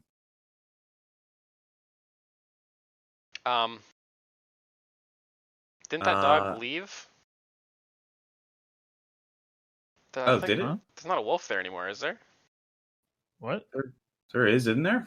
One that vomited on us? Oh, yeah. Okay. I thought you were over by Borkins. I'm sorry. I got characters confused. I was like, are you killing your dog? No. Not yet. That's a shitty roll. So I marked it. That's one action. Moved one action. Attacked one action. And I doubt that Inspire Courage is going to make that miss a hit. No. All right, Victor. All right. Victor, seeing the dwarf charge this this acid spitting creature, is I'm not going to be outfought by a dwarf. Also, comes... concentrate. Sorry, is just a tag. It doesn't mean that you have to spend an action each round. Ah, okay. But there are some things like if you were to multi-class barbarian, you can't use anything with a concentrate tag while raging. And fighters can get abilities where concentrate actions can trigger attacks of opportunity from them. Okay, I think I was implying like I was automatically or unconsciously applying like concentration as per like spell rules. Yeah. To it. But yeah, though it's just a tag for certain other things to interact with. Cool. All right, cool. Well, hunt prey is an action in itself. Yes. Whoop. All right. So Victor moves up, swings It's a 12. with 12 and misses. You have one action left if you want to attack again. You know what? Yeah, why don't we? Actually, I think I had to have 2 to get up there. Oh, I did you? think Okay. I double strided to get from the back of this wagon, or from where I was to, well, sorry, okay. I was right here. Yeah, I had to double stride. So yeah, I'm out. All right. Tinkerella. Oh boy. Okay, let's see. I'm gonna I'll move. Well, actually, I'll move right here. So that's one action, right? And then You so also one have of to the spend an action to maintain your Inspire Courage. Worth it. okay, and then I guess that's all I can do then, You because have I a don't know. remaining action. You get Yeah. 3 actions. You get 3 per turn. Okay. You could like draw a ranged weapon, or I don't know how your performance. Do you have to like use 2 hands on an instrument or something? For an instrument, it needs to at least take up one hand. So you could like draw a dagger or something. Right. If you had it. If I had it, yeah. So can I drop the performance and then cast a spell because it takes 2 move actions, or does dropping? No, you can. Each round you choose whether or not you want to sustain the performance. So you can just not do it, and then the effects will leave. But then you have your 2 other actions that if you want them. Okay. Also, bards, I think they can maintain the performance and cast. Yes, yeah, but if since she I moves and maintains, she won't have enough actions to cast. Gotcha. Okay, so I believe I can cast this spell. It's called Bless, and it says 5 foot. Emanation. Yeah, emanation. So that's what I'm gonna do. Okay. Yeah. Oh gosh, guys. Okay. Let's see. Keep singing, gnome. The unsure inspiration. The caustic wolf. I like the non-committal bard who's like only sings songs about like maybe we'll make it. Let's see. That wolf the wolf Porkins, I will not forgive you. Will throw its head back and howl. It will make a demoralize attempt against everyone within 30 feet. This is intimidation. And this will be against your will defense, which is your will plus 10. 27. Yeah. Yeah. Does it beat it by 10 or more? Yes. All right, that's a critical success. Of course. It's a scary howl. You notice that Andrew has changed his color to black. in the game. Just pointing that out. This is the How about you, Victor? harbinger of death. Oh GM. god.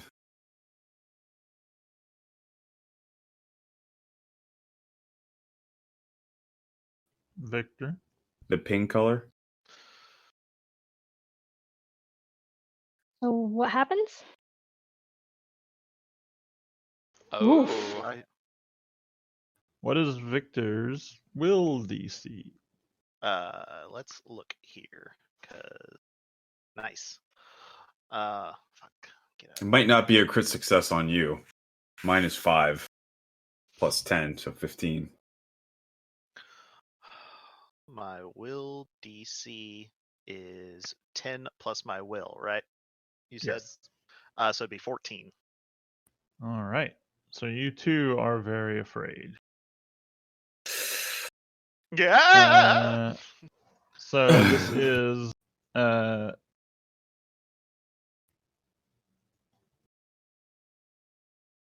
another condition from Demoralize called Frightened.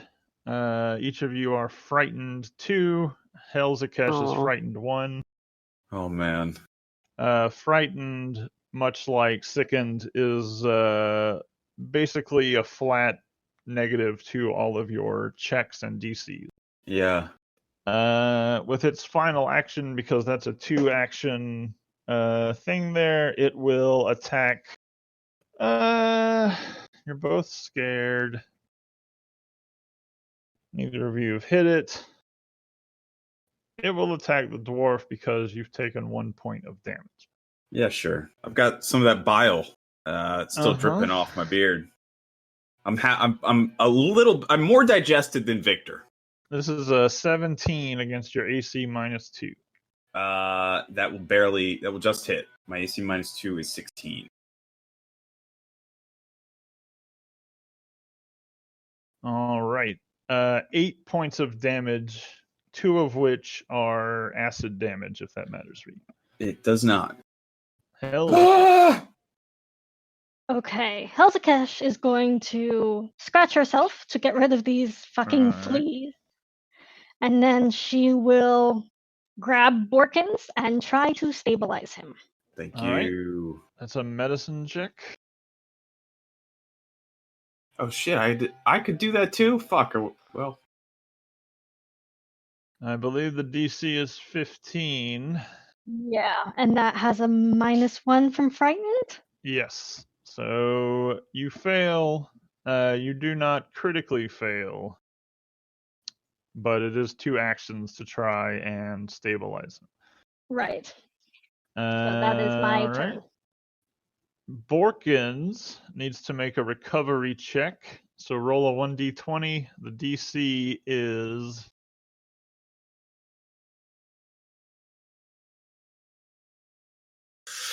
Big money, big money, big money. Oh! All right. 10 plus your dying value, which is an 11. So he is now dying 2. Borkins, no! Huck. How? What? Sorry. I was telling her that she probably has to save the dog. Let's see. Huck is going to move to here.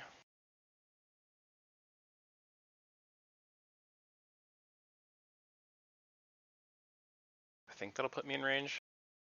Oh yeah. It's been going pretty good for him so far, so I think he's gonna throw another rock. Yeah, Huck is the fucking... You're the harbinger of doom, dude. Yep. Oh, that's not very good though.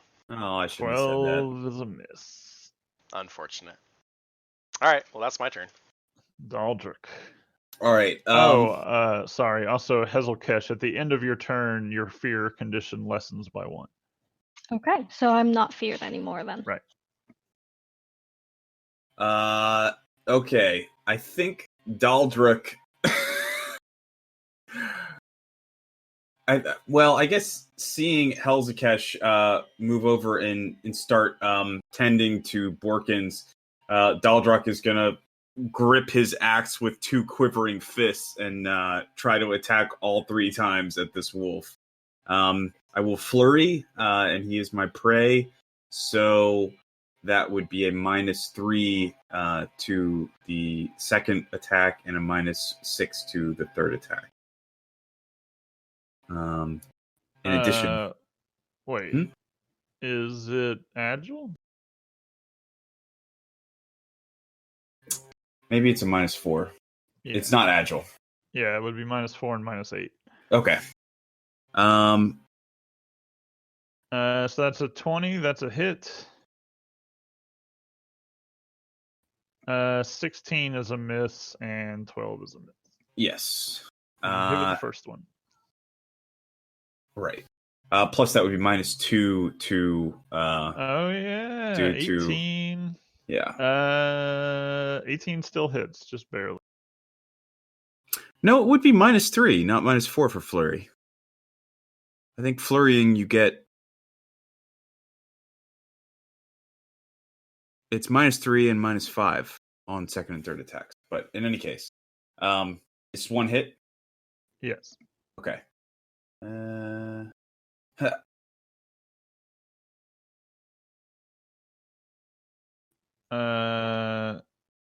Flurry. Okay, you get -3 on the first and -6 on the second. Oh, I'm sorry, -3 on the second, -6 on the third, and any others. Yeah. And it's -4 if it's agile. All right, 11. Victor. So, five footing is not really a thing anymore. Can I still make one step without being okay? 5 footing's a thing. Does it count as a move? You just call it a step now. Okay, I'm going to step. But also, not everything has AOs, so you might not need to. Right. I don't want to risk it. Given how our first combats of the last couple of games have gone. Yeah. Borkins died in the second round of the whole adventure, so he will be fine. He's not dead. He's just dying. No big deal. Well, so I got do I have a -2 on attacks? Yes, everything. Okay. -2, basically everything. Ugh. These rolls, man. Can't roll above a 12. You have 1 action left. Yeah. Well, I got to risk it for the second attack. All right. So, sorry, locating my stuff here. So this have a -7 on it. Christ. Mm-hmm. Another Okay. miss. 17's a miss. Okay. Well, it's a 10. Oh, I already factored in the -7. Ah, okay. 17 is still a miss. Damn it. Tinkerella. Oh man. Okay, am I allowed? So since I have 3 actions, can I move twice to get up to where I need to be, and then inspire courage? Does that count? Okay, I'm gonna do that. Oh, okay. I'm sorry. I've been such a chicken. And then I'll move right here, and then I'll inspire courage. They're wolves, but they're also just dogs, like Borkins. I hate dogs. Borkins is dead. He's fine. Good. I hate dogs. All right. The caustic wolf is gonna try to bite our dwarven friend here. Sure.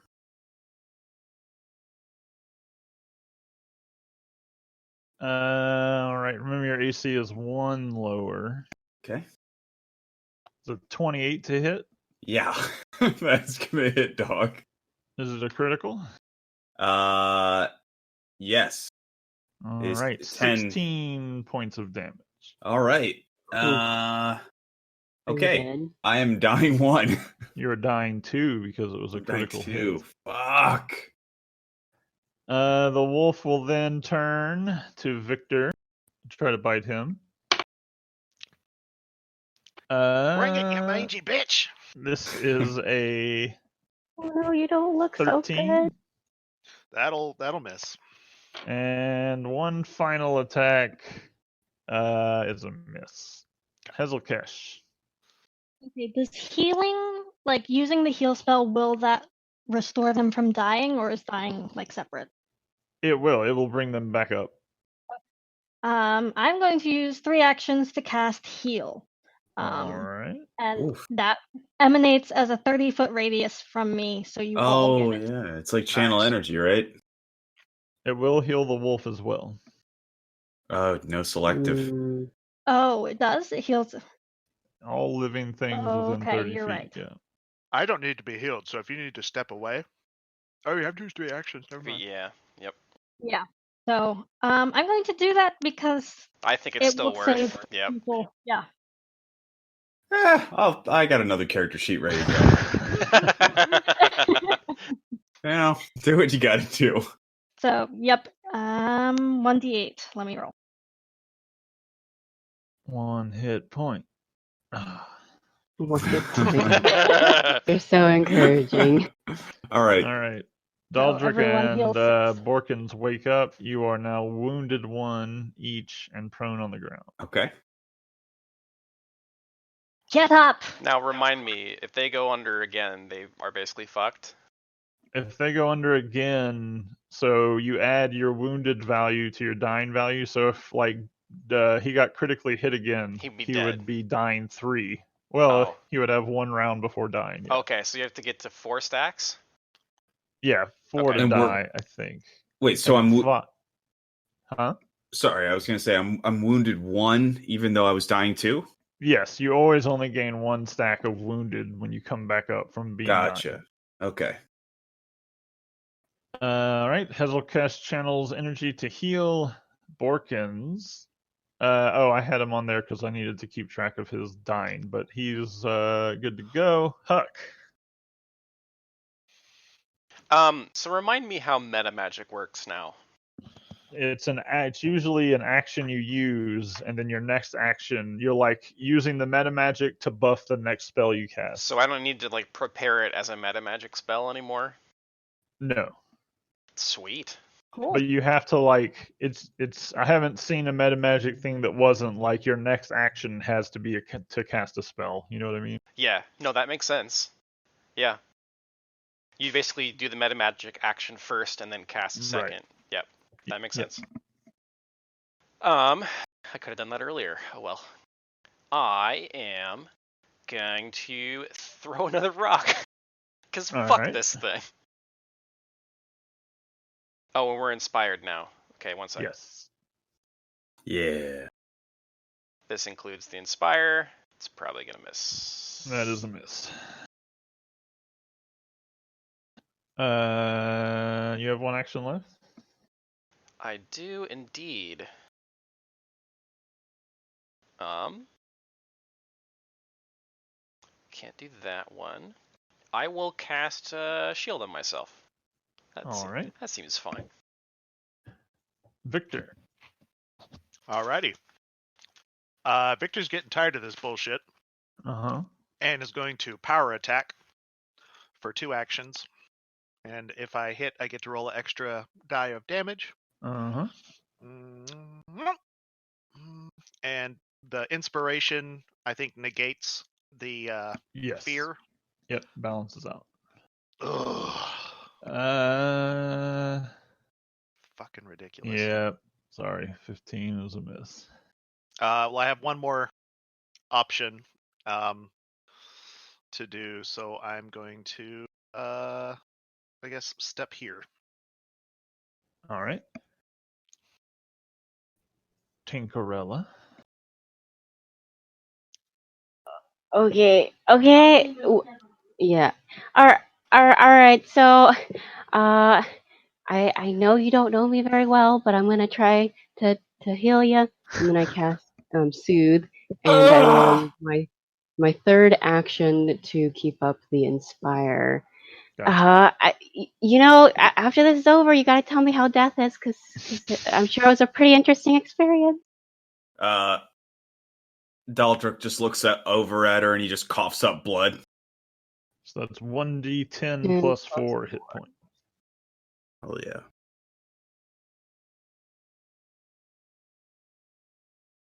Oof. Well, Soldier, that's better than nothing.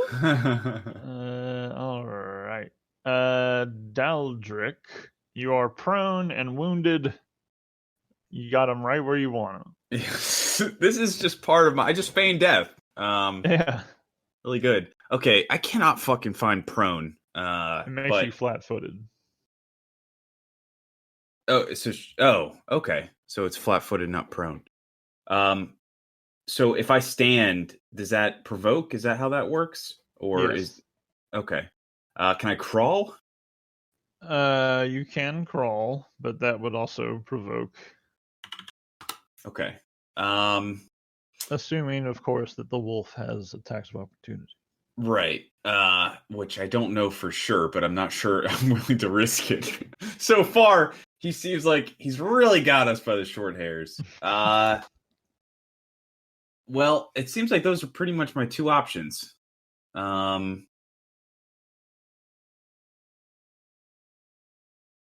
So I guess the standing always provokes, but crawling only does if they have AOs? No, everything only Okay. provokes if something has an AOO. All right, well, I'm gonna find out because Daldric's gonna stand up. All right. And that's a move action, I'm assuming. It's an action. There's An no action. move action anymore. Right. Yeah. Okay. And I will reestablish Hunter's Prey because I'm pretty sure concentration breaks if you die. And I will take a swing with my war axe. All right, and you are flanking him, so he is flat-footed to you. Hell yeah! So he doesn't get his dex bonus. You're no, welcome. It's just a -2. So I believe my fear my frightened is gone. Yes, because you were unconscious for 1 round. Yeah, I had a nice mental vacation. Oh man. So that'd be a 13 with the inspiration. Yeah, with inspire. That is a miss. Yeah. The wolf.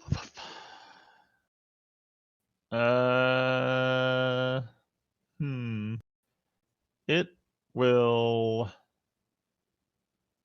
step here, and it will bite Daldric, or attempt to. This is another 28. Did I sell some mutton in my beard, dog? That is a critical success. All right. Barely. Hold on. 16 points of damage. All right. Dying 3. Yep. Hazelcast. Okay, well, seeing him fall again, I will cast Heal and heal you for 1d8 plus 8. So I'm using 2 actions for that. 2 action I heal see. is ranged. Right. Yep. Okay.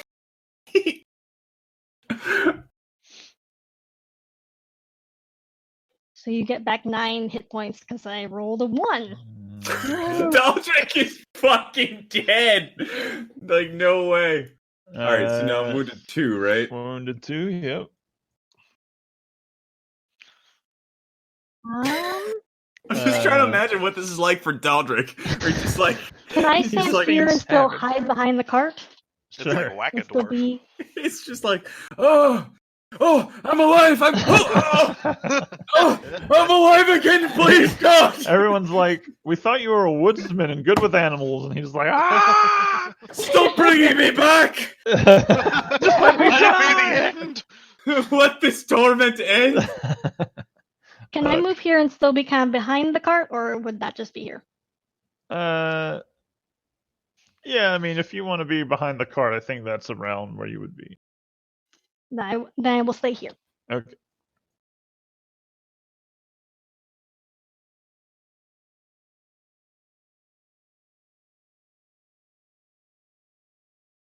Huck. All right.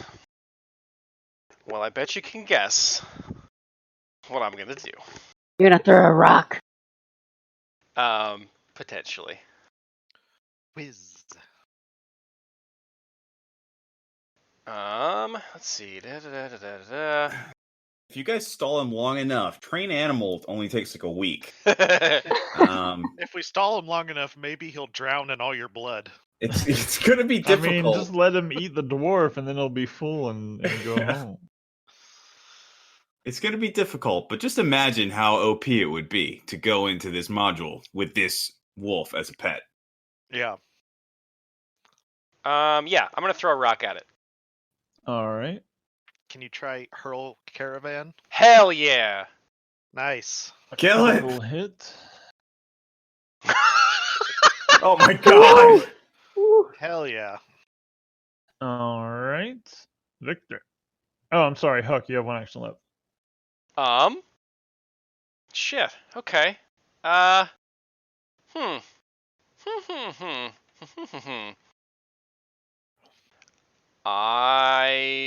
think I'll just leave it there. I don't know. Yeah, I'll just pass. All right, Victor. Okay, Victor's gonna take this kind of circuitous route to get around and flank this boy. Flank with who? The unconscious dwarf? Oh yeah, he's unconscious. Fuck that. Oh no, wait, he's up. No, I up forgot. now. I mean, can you flank while prone? Yeah. You threaten. Yeah. Yeah. Flanking's +2. No, it just makes the target flat-footed. Yeah. That's right. Yeah. Okay. Yep. Please, something. Oh, I do have a +1 from Inspire though. Yes. Don't you For all also the fucking good it's gonna do. Bless? Numlock, get the fuck back on. Yeah, don't forget you have Christ. Bless and Inspire since you're in my radius. Bless and Inspire are both status, so they don't stack. Okay. Yep, doesn't matter because I can't roll above a fucking 10. That is a miss. Tinkerella. Okay. Okay. To take a step back, will that provoke? If you just step like 5 feet, it won't because you can still step without provoking. All right. You also saw me stand up. It didn't attack whenever the dwarf stood up. Okay. Don't worry. I'm just gonna go right over here, but I'm still cheering you on. And then I'm gonna use a move action to keep up the Inspire, and then I'm gonna use my third move action to increase Bless's radius. So now it's 10 instead of 5 feet. What does Bless do? +1. I see a +1 status on attack. Yeah. And So saves it doesn't against fear, I think. Yeah. Mm-hmm. Daldrick, you're back again from the afterlife. I think you're doing amazing. Daldrick surges to his feet again and just goes, I can do this all day. Exactly. And will attack. I guess. Don't forget your dog's up and go into. Oh yeah. Well, fuck. Oh yeah. I guess I'll say, Borkins, you all right? Get over here. And that's him 2 actions. So he will stand, and I'll have him run over to help me corral this thing, and he gets 40 feet. You stand back up and bury your axe in the caustic wolf's head and kill it. Ha! Woo! Had him right. Nice. Where I wanted him. You just find like the cavity in his skull from where the rock was that I threw at him. I just cough up some blood. Oh, and I think I just hug Borkins. I thought I lost you, lad. Looking a bit worse for wear there. And I'm just sort of like leaning on my halberd, kind of like, that wasn't too bad. And I help Borkins scratch the fleas off of him. You look like. Wait. Could you maybe save a few of those fleas? Because I could maybe teach him to dance. I crush the fleas. Oh, okay. I individually stab each one with my clan axe or clan dagger. Do you mind if I mean, maybe they're tasty. You gonna eat that? All you want. All right. I hope Right, you get good lines. The little folk ride in the back of the wagon, and I'm just gonna wander off into the woods because But Victor's gonna like poke at the acid wolf with his boot and be like, "What in the fuck is this?" Can I roll to find out? Or Yeah, try? I would recall knowledge. Yeah, do you have arcane or craft? I have Arcana plus What's 3. your bonus? 3. Okay. You can't make any sense of it. You've never seen anything like this. It's very strange. Can I do anything with nature? Yeah. What's your bonus? It is 5. Okay, so the caustic wolf, you can tell, is a similar breed of wolf as the others that were with it. Although it's much bigger and muscular than a normal one would be. You can also tell, looking at the corpses of the other wolves, that they, as well as the caustic wolf, are clearly like hungry and starved, and also they all have signs of captivity. You can see like welts around their necks where they were chained up. You can see where they've been like cut or poked or prodded, like someone was working on them. These wolves were kept in cages, I think. Tortured, perhaps. Look at them, they're skin and bones, except for this one. He's been hitting the gym. Hit him in the jimmy. And the dwarf. Well, what? Well, why the fuck they out here? What? They think they were? Well, I'm a bit confused by this. I would assume that there's an alchemist nearby. That one did spout acid at me and the lizard there. I mean, he's clearly undergone some kind of alchemical process. We noticed. I'll take your word for it.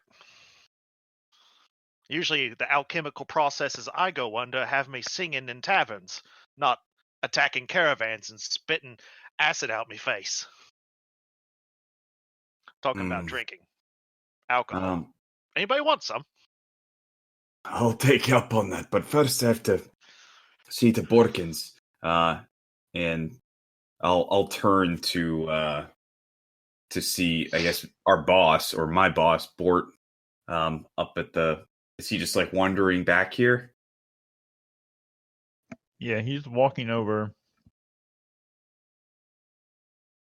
Seems that you were right to hire some muscle.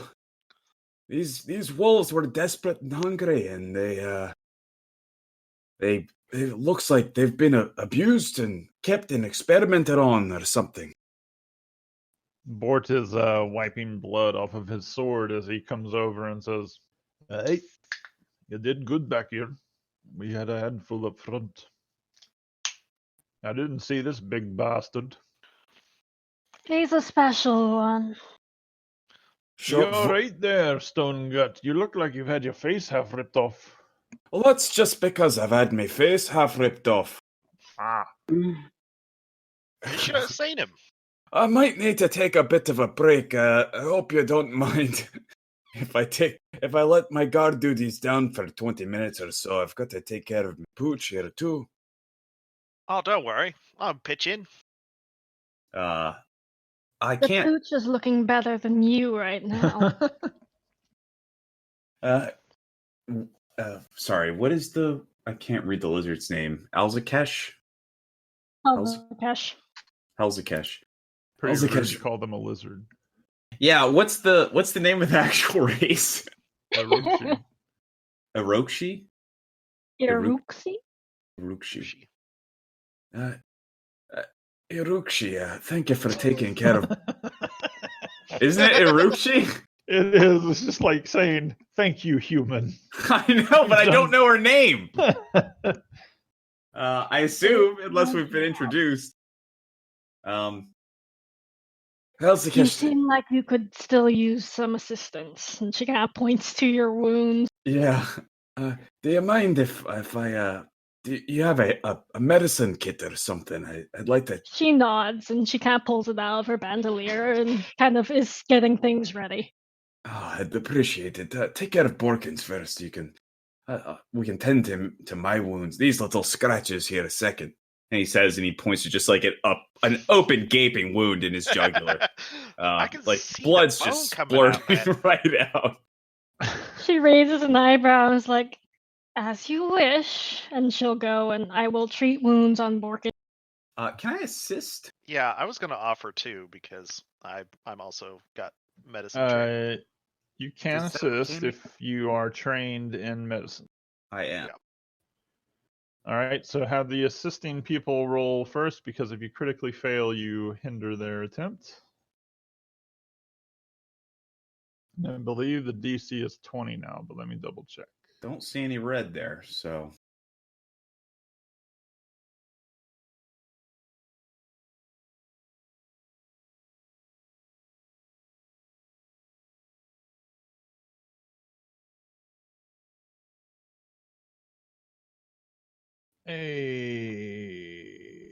The DC is 20, so neither of you are able to help, but you don't stop her from doing her job.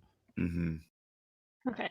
And I think I'll cast guidance on myself. Well, no, I'll save that for the dwarf. Never mind. All right, and make your medicine check. 22 is good. That will heal, I think, 2d8. Sorry, yes.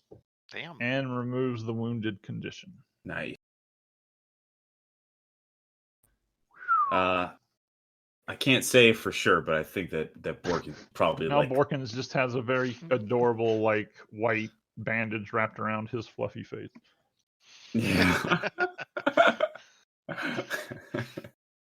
Can I assist her treating my own wounds?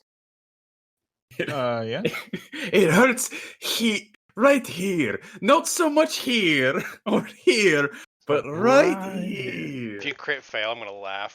Just like shove a finger into your wound. It hurts down in here. Oh man, I'm rolling just 5s tonight. So Victor, Steyer, and Daldric both critically fail. Oh no. So you will take a -1 to this check because they're both circumstance penalties, so they don't stack. Thank goodness. I will cast guidance on myself, seeing how close they are. I'm like, I'm trying to juggle You're like like, a really, Morningstar and a really- halberd. Victor's Really just like don't- stuffing grass in it, like Yeah. it's fine. You just rub some Alright. dirt in it. what did I roll? I rolled a 4. So that's not a critical failure, but Good. it's not a success. So Doldrick is still hurt. Yeah. He's just sticking his fingers all over his wounds. This takes 20 minutes of treatment, and by this time, the caravan has kind of gotten resituated. They've hoisted up the horses who were spooked by the wolves and fled, and Bort says, "Hey, big un, you," and he points at Victor. Yeah. "Come up here. We've got a wagon we need to shift." All right. All right, I'll let's back- get you on the other wagon. I'll patch you up, hopefully, without your help next time. I think I am immune to For an being hour. treated for an hour. Yeah. Yeah. I'll take it. No, I think we did a fine enough job the last time. I thought that it was a novel technique to try putting my fingers and Victor's fingers and your fingers all in the wound at the same time, but perhaps we'll just try a bandage. next time. Borkins just licks Daldrick's face. Yeah, Really nestled. I just keep petting him and scratching him behind the ears. Oh, and now you have flesh-eating bacteria. Oh no. Oh no, I should have self-isolated. This wagon and the chaos kind of got one of the wheels came off, and they're trying to lift it up to pop on the spare. And Bort asks for help. If anyone else wants to come, you can. He just assumed Victor was the strongest. Well, all right, I'll come help out if I can. Get back here. I'm Don't gonna need pop another them minute stitches. here, if you don't mind. I'm still strong. I'm And Your wounded. arms almost come off. And Huck is just this entire time. Huck is just drawing a anatomical depiction of this creature, and taking Gross. notes. Of the wolf. The jacked wolf. Yep. So Victor and Daldric can each make athletics checks to attempt to help lift up the wagon. All right. On 1, 2, 3, biggin. Lift. You both just twist it up. Bort very quickly pulls off the broken wheel, slides on the new one, and hammers it into place. And then you're able to set it down, and it rocks back and forth on the springs. Tamil checks it and says, "Hey, good work, good work." Bort I think I dusts off pulled his a hand and muscle back says, there. "Aye, I'll buy you dinner once we get to the folly. Let's get moving. We don't have all day." All right, all right. I'll return to the back. Thanks for your help back there, human. I I don't appreciate think I it. contributed much, but yeah, anytime Well- there's blades singing. I like how everyone's so supportive. You what, mate? Your hair's kind of weird. And you have a tail. Yeah, what's your point? I think it makes us unique. So weird is not the best descriptor. I think you have a bigger vocabulary. I mean, you don't really know me, ma'am. Well, no, I don't. But maybe we can get to know each other. I like to learn. Yeah, I'll be in the other wagon. I can join. I see that there's room. I'm not sure there is. I just, There's I plenty like- of room up here, man. Hop on in. I lay down.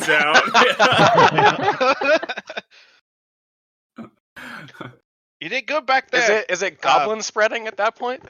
Oh, God. shit. Yeah, Gross. yeah, you're definitely spreading your Better gum. to goblin spread than goblin splain, you know what I'm saying? Yeah, that's true. This is true. So whenever Ink Scratcher gets back up in, say, you did pretty good back there. I don't know what the fuck you did. You got a wicked arm on you, but and he'll pass you, like, pour out some ale and pass it over to you. Oh, excellent. I will partake. I'll sit up to Yeah. partake because drinking while laying down is a pain in the ass. Yeah. Although Hey, I do have a maw like the size of your head. Yeah, That you is just true. eat the whole bottle. Yeah. Your head is basically a football split open on one side. Yes. I'm essentially a football-shaped mimic.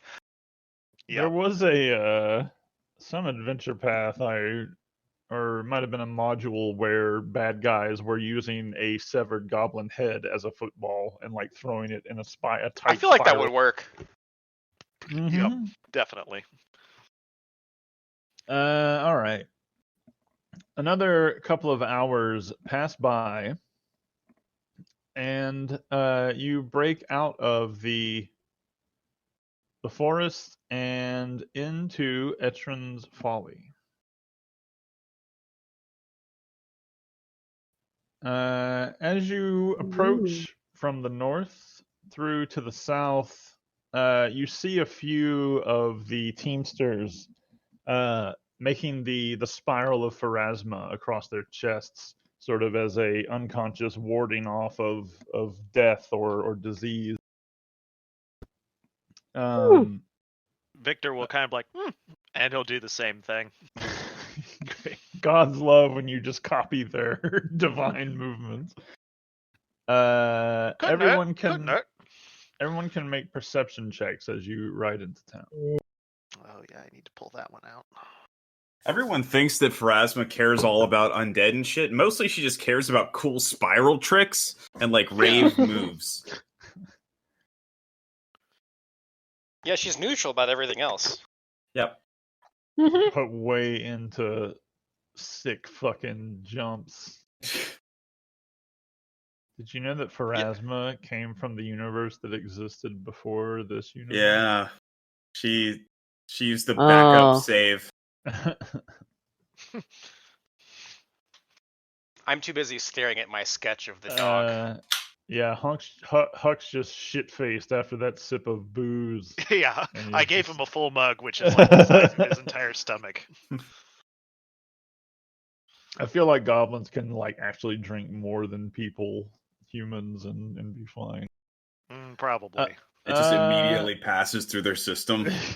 Everyone except Victor and Huck, as you're moving through, you notice that these homes, like the vast majority of these northern wood and thatch buildings, are abandoned, with doors hanging open, interiors empty, windows broken. Just the town seems only like half full, if that. As you approach past these, the mood of the Teamsters cheers up a bit when you come to the center of town and see the large combination granary, stable, and an inn, the feed mill. But getting to it, you pass up a large cylindrical stone with a sort of deep cup in the center of it that looks sort of old and worn down. We really roll knowledge for that, or I guess I'm not paying attention, huh? I mean, you can see this. You just didn't notice that the houses were abandoned. Well then I would. What would I roll for that then? Arcana would work, you think, or Society? That's gonna be a no. You don't have that I trait. doubt any of us have that. Well, you can try to recall knowledge without being trained in a knowledge. Oh. So Okay. if you just tell me what your modifier is. Society is 4 for me. Society's 0 for me. I also have occult, if that does anything. No. So Huck, looking at this, the eponymous Plaguestone, you actually have heard that this was something they did here. They did it in a few other places in this gear, but this town was the hardest hit by the plague of about 20 years ago. And what they would do is people who were stricken with the plague, they would come to the center of town here and put money in the bowl of the Plaguestone, which was filled with vinegar, to disinfect it of any disease they might have. And then other people would come and leave food or medicine or supplies and take the money from the Plaguestone. And then once they were gone, the sick people would come and take their goods. That way they could get stuff without ever directly interacting with anyone and spreading the plague. Okay. Ah. Can I see any money in the bowl? No, this was 15, 20 years ago. Oh. Sort of a pro-social distancing maneuver. It is very funny that we're doing this right now. Yeah. It's Too kinda real. like, though, you could just like come and take the money. Well, I assume that the parties involved. I don't know any of this. Why am I contributing? Yeah, I guess that's fair. Yeah, I didn't actually share that yet. Yeah. Well, you're seeing all this. Huck is seeing the Plaguestone and thinking all this very quickly as the wagons pull up in front of the feed mill, and Bort sort of says, here at last. Everyone off. It smells amazing. Hop down. Smells like horses, man. You're terrified. Yeah, he doesn't like those. Yeah, but it smells like poop. Horse poop. Or shit. I hate horses, but I love shit. But I love shit. I've smelled nicer battlefields. Oh well.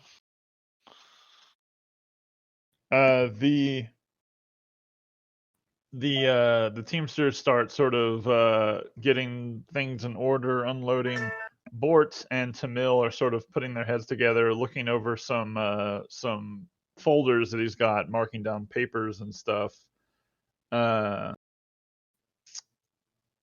Coming out of the feed mill and walking over to Bort is a attractive human woman wearing a simple green dress, and she says, "Hello, Mr. Bargeth." And he says, "Oh, Delma, my love, the light of my life, the star of Veteran's Folly. How are you doing? How's your father?"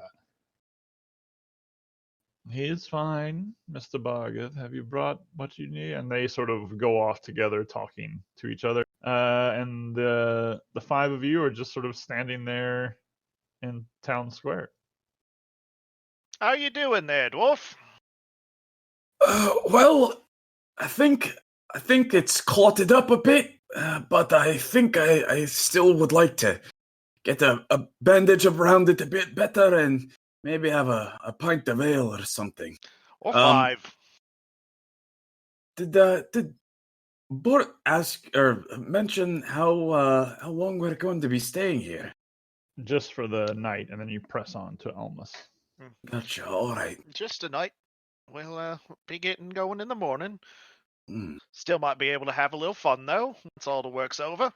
Perhaps I haven't. I've already spent the coin that I got for this. I'm running a bit low at the moment. Well, old Victor will buy you all around. I'd appreciate it. Well, maybe a half a round for Huck.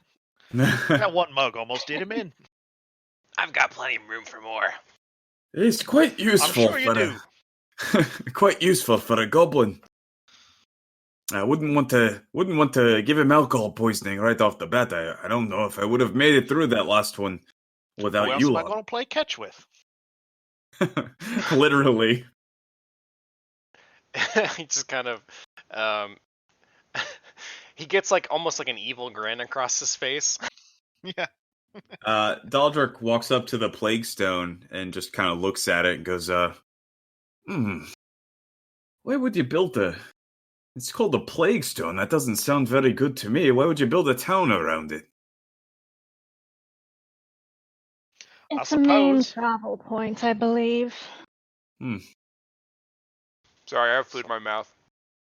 Okay, I was musing and I was wondering. I was like, is this something Chris is just going to keep close to the chest just so that so we can be roadblocked here? No, you just caught me off. Just took a bite. Okay. Yeah, the goblin's just standing there watching us look at the stone and wonder what it's for. He's just chewing on a caterpillar that he found. It's like, yeah, I have no idea. Shouldn't have crushed those bugs. Oh, I'm pretty sure they put that up after they built the city. City might be a bit much. For a goblin, this is I don't know city. words. He's right next to that palace over there. I mean, Huck is a fucking genius. Yeah, that's true. That's fair. Yeah, I'm pretty sure they built that later. Yeah. What for? Well, it's just like a bowl. You eat out of it? I think it's so people can pay for medicine and stuff without actually interacting with any of the townsfolk. Oh, like one person brings some stuff and then another person leaves money and they come get it? Yeah, separately? That's my understanding. I mean, sounds like there's a lot of good trust here. Food and money. I mean, I don't think it's a matter of trust, but sure.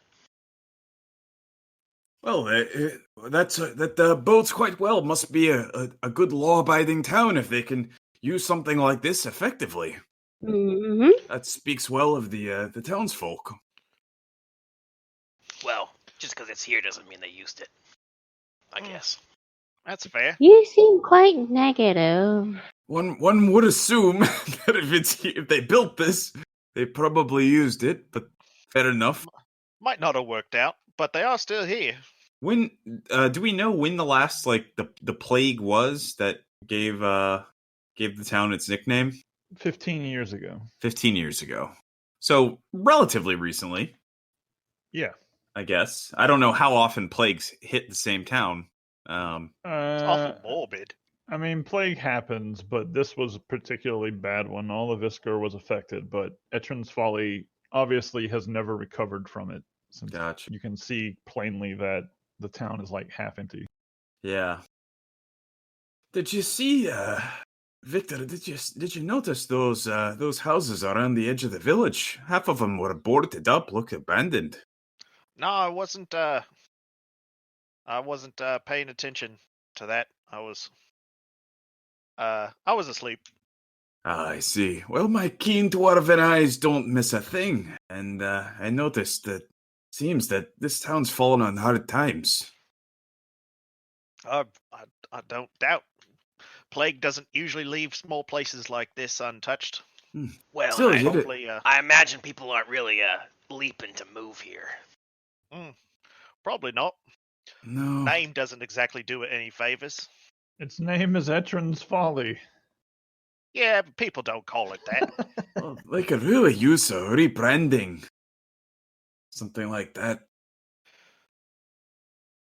Well, I don't know about you lot, but I could use a good meal after that battle with the wolf. Yep. I think could do this. Perhaps it's time to head into the feed mill. If I had any spare coin, I'd buy a round for everyone, but I've got you covered, Master Dwarf. Thank you, human. I appreciate it. I should probably stop referring to people by their species, huh? I guess my charisma is low, so I'm okay with it. That's probably it.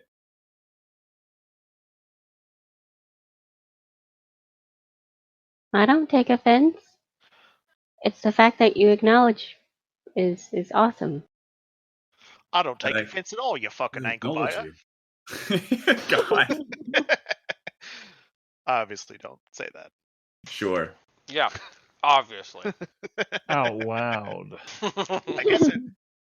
I guess it is me, so I'll just say I don't say it out loud. Yeah. So y'all want to head into the feed mill? Yeah. So I think so. I'll take one last look around and see if anybody's kind of eyeballing us closely. Has it been an hour since? Oh yeah, you can make a check. All right, cool. Elza, would you mind if perhaps we can take another run at this gaping wound in my throat? Yeah, that might be helpful before. Oh fuck! I thought that was your mouth. Dwarves only have come the in, one sit mouth. down. Yeah. So don't do this out here. Hopefully we can find a table to get a little bit more comfortable at. I don't know if they want you doing first aid. That's fair, actually. Yeah, let's just handle it here. Just step behind the wagons there. That would be weird. We serve food here. Just walk into a pizza shop and start tending wounds. That would probably be pretty off-putting. Hey, you got a pizza sauce stain over here on the floor. So I'm gonna, I guess I'll try to assist again. Okay. God damn it! It's a critical failure. That's the third 5 in a row. So -1 for Helzakesh. I will cast guidance on myself again, seeing him kind of like trying to get ready. Oh god, he's gonna try to help again. Taldric's knowledge of tending wounds is must be really bad. He just starts slapping the wound repeatedly. Oh fuck! There we go, getting all the blood flow there. That's what helps. Oh boy. So now might be a good time to remind everyone that you each have a hero point, which can let you re-roll things. Is that because I gain another wound? If on a critical you don't failure? gain a wound, but you will take damage. This will deal 1d8 points of damage. Ooh. I'll re-roll. Well, I guess I should ask, how often do we get hero points? When you level. No. You start each session with 1. And then, okay. They're fate points. No, like inspiration. Kinda, yeah. And actually, for defeating the wolves, I always forget because it's probably one of the newest things. But you should all have 2 hero points now after that fight. Cool. You can only have 3 at a time, and they don't carry over from session to session. Yeah, totally. Burning one. Okay. Still doesn't well, pass, it's not a but it's critical not failure. 0. Yeah, but it's not a success either. So you just kind of, again, just he's just not a very cooperative patient. Yeah. Oh man. Why don't Oh you wait, go no. have some I'm to sorry. drink? I'm sorry. The DC is 15, not 20.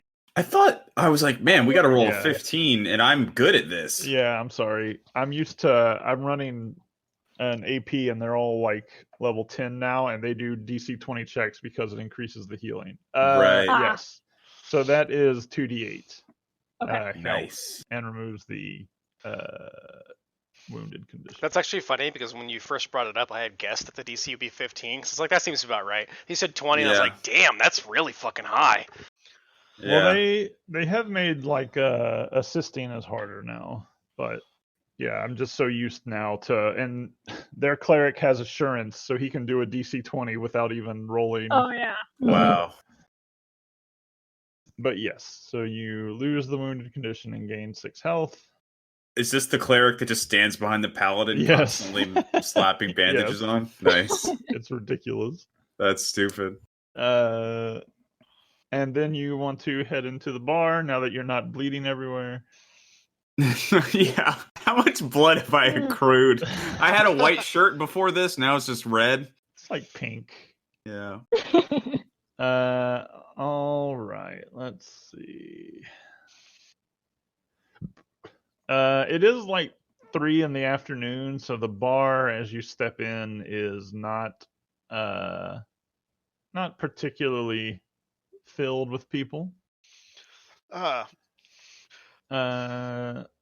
Greetings, in landlord.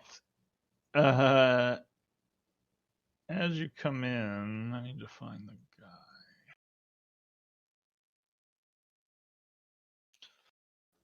Where are you at, buddy? There he is. As you come in, you only see one other customer.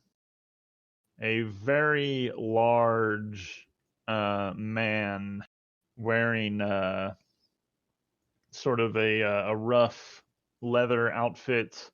He has a crossbow strapped to his back and several knives in a sheath around his waist. And he is sitting at the bar drinking very determinedly. The other people in the bar that you can see, there is a goblin who is she is sort of cleaning one of the tables with a dirty rag. And behind the counter is a woman who is a bit older. And where is she? It's not Trin. I totally miscalculated animal companion hit points. He should add an additional 6. That makes a lot more sense considering the damage that was getting dealt. It's okay. He's fine. He's fine. Yeah. Where the hell? Oh, here she is. Okay. So behind the table is an older woman, or behind the bar, she is cooking and also occasionally handing drinks to the big guy. And the goblin is, like I said, going around and cleaning tables. Is she hot? She's what they would call handsome. Okay. As soon as we walk in the door and I acknowledge or see who's behind the bar, Victor will say, "Evening, landlady. Round of ale for all my friends." She looks over and says, "All right, Finnick, can you bring them drinks?" "Yes, ma'am," says the goblin. And I'll go up to the bar, and as soon as I'm not sure what an ale costs 1 copper. these days, 1 copper. Oh, never mind. I can afford. I can afford Yeah, some ale. It's not I'll very throw good out- ale. Yeah. I Okay. hear that it's 2 copper or a copper, and I'm like, make it 2 rounds, and I'll throw out. What do we have? We have 5 people, so 10 copper. A silver piece. Okay. Yeah. Nice. The little goblin Finnick goes behind the counter and then comes out with a comically overlarge plate with lots of drinks on it and sort of stumbles over and places them on the table and says, "Here you go." Thanks, friend. She places the drinks down and starts walking by. As she goes by the bar, the man sitting there says, "Hey, green skin, give me 1 more." She says, "Okay, Mr. Howard."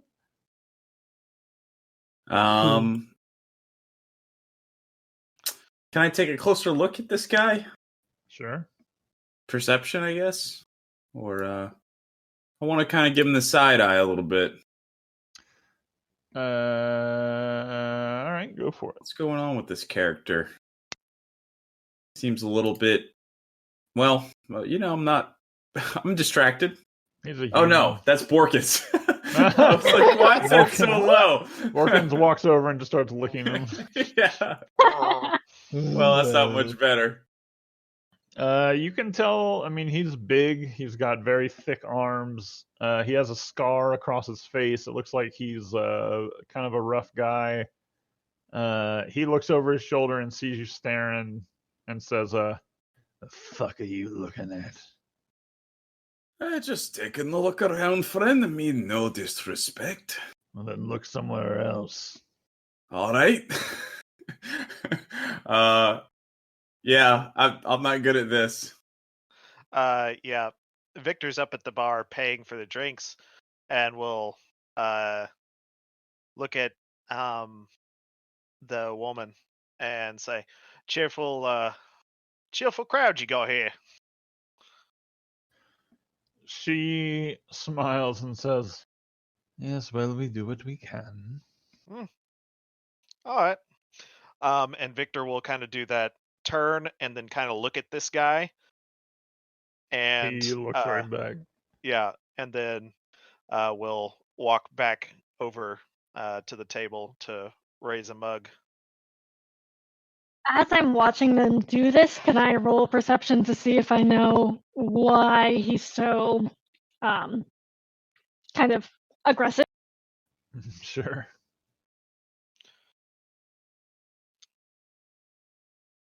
Appreciate it, Victor. Anytime. He does seem like mostly just an asshole. You do kind of get the impression that maybe he's waiting on something. Okay. Maybe he's just angry. He's a big git in a small town. The man leans over the bar and says something to the woman working at the bar, who replies quietly, and then he nods. He slams back his drink, stands up. He walks by, like, just staring over at the table with all of you as he heads to the door. Victor will kind of give him a bye-bye hand. He just sort of sneers and spits into a conveniently placed cup and then leaves. A cup of peers as he spits. It's this tavern's claim to fame, the spit cup. Yeah, produce mug. Everybody who enters gets the cantrip produce mug. Oh, it's just like the fucking, what's that Disney movie where like Mickey's a wizard? Walt Disney. Beauty and the Beast? Yeah, most of them. Is that Fantasia or whatever? Yeah, Fantasia, where he's like yeah. making all the mops and stuff clean. So like this cup just like animates off the table to catch runs dust. over. Was he whispering? Like, did it seem like he was trying to keep whatever he was saying to the barkeep lady a secret? No, they were just speaking very low, like where you couldn't hear from across the room. Gotcha. Actually, Victor would be sitting over here. You the one sit next to the goblin monkey? No, because Victor doesn't sit with his back to a door. That fellow is quite unpleasant, isn't he? Yeah. There's one in every town. I feel like that's true of most of you pink skins, to be honest. Why? I won't lie. I've been in my fair share of bar fights, but usually somebody else started it. That sounded just a bit tad racist there. Is it racist if it's true? You mean ancestrist? They've rebranded the language. Oh. Yeah. I was waiting for it, man. I fucking knew somebody was gonna jump on that. As you all sort of drink your beers and time passes, a few more people filter into the bar. Most of them seem to be farmers. They come in and sort of glance at you all. A few of them make comments like, "Oh, the caravan's in town, eh?" The last person to come in after a few of the soldiers come in is a tall man, probably in his mid to late 30s. He looks like he's maybe had a rough go of it. You can see he's prematurely sort of graying at the temples. His face has a haggard and sunken kind of look, and he approaches the bar and just sort of slumps down as the woman who was tending bar during the day is heading out to the back into the kitchen, and a younger female bartender is kind of coming in for the night shift, and she says, "You having the usual, Mr. Kent?" He says, "Yeah, thanks."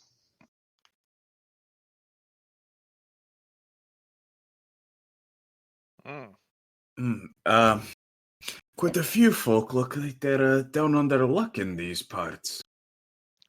I mean, I point kind of in the general direction of the Plaguestone. Yes. Can't imagine these are just the most cheery folk. I mean, given that we've only encountered like 3 people, and one of them kind of wanted to start a fight, but Well, I've got your back, Styre. Oh yeah. Well, I'll be surprised if we don't have to kick his ass at some point, but you tune up these townies every once in a while, and they maybe sometimes they stop being quite as mean to the local folk.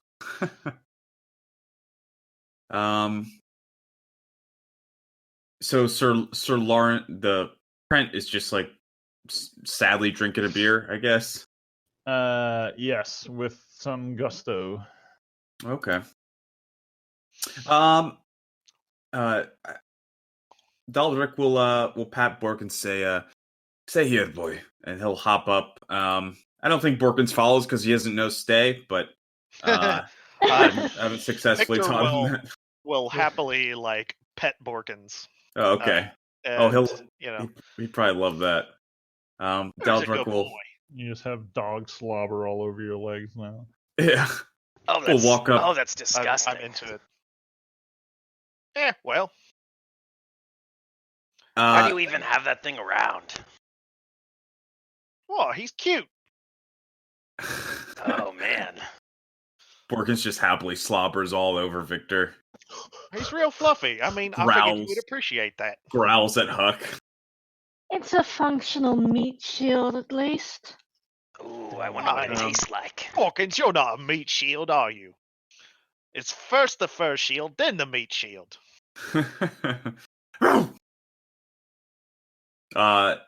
Daldrick will walk up, or will amble up to the bar and approach Lauren Krent.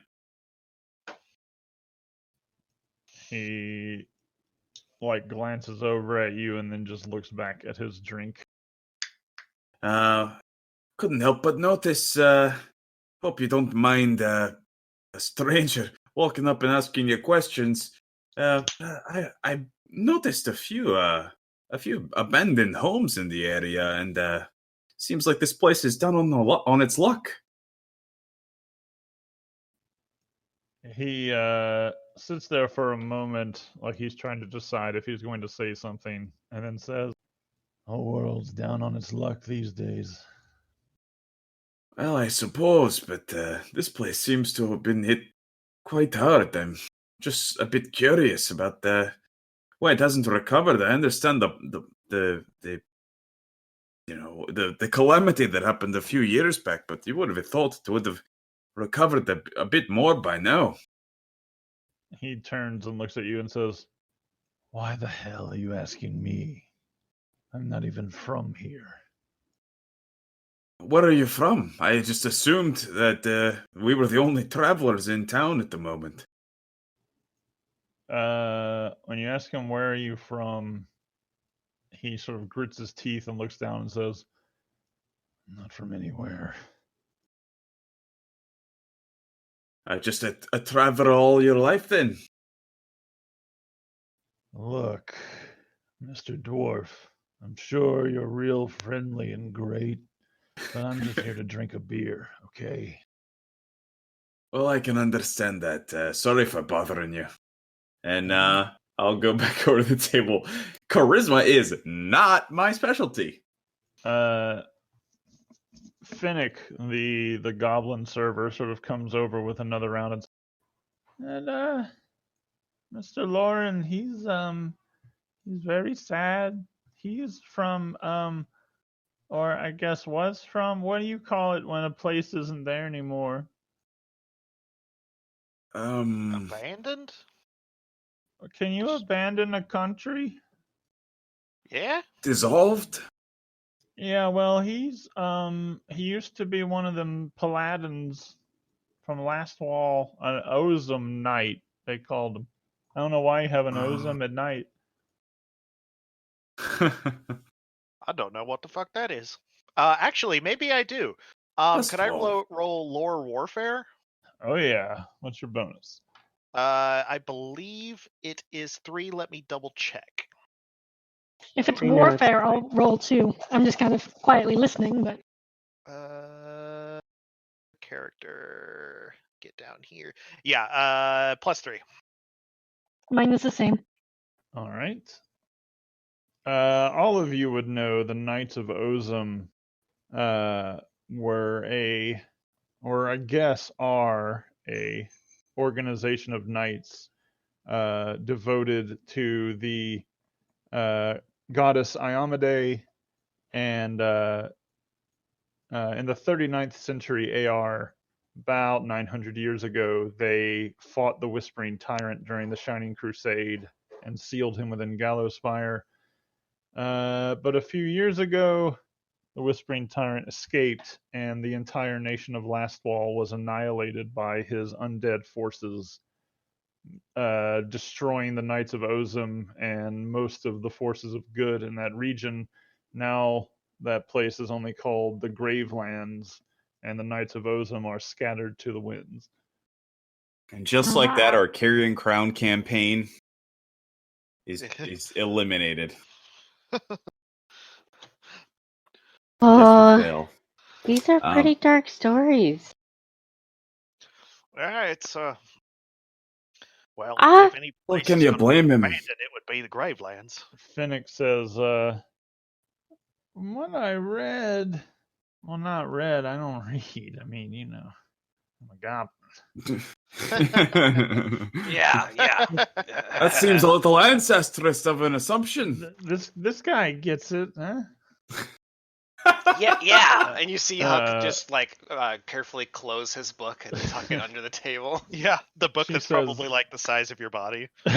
She says, well, what Mr. Folst told me was that Mr. Lauren was at the what do you call it? The Last Stand at Volumus. Really? So I guess he him and a bunch of other paladins all fought to help people get out whenever it was all falling apart, and I guess everybody he was with died, and now he's sad about it. Ugh. You Oh, know, it's no wonder. I'm gonna play some music. Maybe that'll cheer up some people. And I'm gonna pull out my instrument. Yes, I'm sure Ocarina. that will. Hey, Ocarina.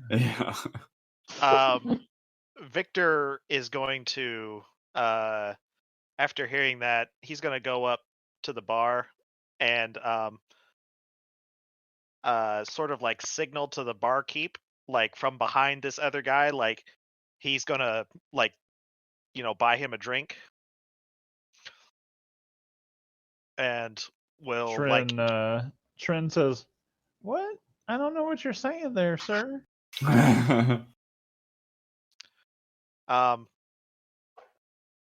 So I'm like, and then like come to the end of the bar away from wherever he is, and I'm like, get that man whatever he wants on my tab. You have a tab? Now I do. Oh, okay. Let me just write that down. You got your card on you, or it just says credit on it. Yeah. This is a piece of paper that says I drink what I want. Yeah. The knight doesn't respond to that. He just like I don't expect him to. It's not it's like I get it. You don't have to like engage with me. And yeah, Victor will come back to the table. Something tells me our Victor understands a thing or two about losing an ally in battle. He's been around a scrap or two. Why do you say that? Well, he's got some. I assume that I saw him perform this maneuver. Yeah. Victor doesn't do much subtly. Yeah. That was about as subtle as he ever gets about anything. Right. Tinkerella starts playing her song. Well, it does make me feel a little bit better. I have to admit, I'm not sure it would make me feel better about having my entire homeland destroyed and all my friends died. All my friends killed. But would make me feel... it certainly makes brightens my evening up after being savaged by that wolf. Aye. Sometimes you don't need it to fix, but I'm nodding my head vigorously to what you're saying. Yes. People have begun to filter into the tavern more so now, and as Tinkerella is playing her song, a few people are sort of like, "Hey, all right. Why don't you make a performance check to earn some income, Tinkerella?" Cool. Oh, it would be a real improvement. Why don't you blow some fire through that thing? That would be awesome. Oof. Not as good as the first one. 16. Borkins, what tricks do you know? Seems like he knows how to die. You are so rude. I take a drink. Playing. That's only because he didn't have all the hit points that he was supposed to have. I mean, it looked like he took a few hits to me. I think I'm gonna kill this goblin. Tinkerella has a pretty good, people are sort of like applauding and happy, and then the door opens and a person comes walking in saying, "Greetings, my what?" Oh. It's gonna be a walk-off. He sees Tinkerella playing her her ocarina and just kind of like sag. Like you see him like deflate with his lute hanging in his hand. He goes walking off to the corner over here Oh, and like sits next to the fireplace and dejectedly tunes his strings. As he walks by, a farmer laughs and says, "Oi, Flunk! We finally got someone who can play a fucking tune." oh. Yeah, Flonk. I rush over to him and take a quick pause and say, "We could pair up and do a duo. I don't have to hug it." And then I keep playing. He looks up and doesn't see anyone, and then looks down and says, "Oh, no, the great Flonk only performs solo." Oh, I bet. Just like my idol. Victor automatically dogpiled onto the jeering farmers. The farmer's like, "Oh yeah, it's a good one there outside solo." And Victor will raise his mug up into the air and Aye. He doesn't just use that hand for tuning the old lute, eh? Bet they can play the organ real well with it. Oh no, you took it too far. Oh, Oh. Charisma's not my best. I mean, I bet he masturbates a lot. Bort comes walking in as you're all talking shit to Flonk and says, there you are. I was looking for you. I should have known you'd be in here. I see you've gotten started without me, but let me get the next round and some dinner here. Hey, Trin, bring us some dinner, and don't forget the turnips. Town's famous for the turnips, he says, and he's like just casually like sliding in next to Huck, like he's known you 100 years, just sliding in, like putting his arm around you. So what have you all been up to lately here, boys? I would just sort of look at the table that's like completely covered in ale mugs. Probably. We've been drinking responsibly. Yeah. What? That? Well, that seems terrible. Bring us in another round and let's get this responsibility out of here. Let me see. And I start like building a pyramid out of mugs. Like, nope, I can drink some more. Good man.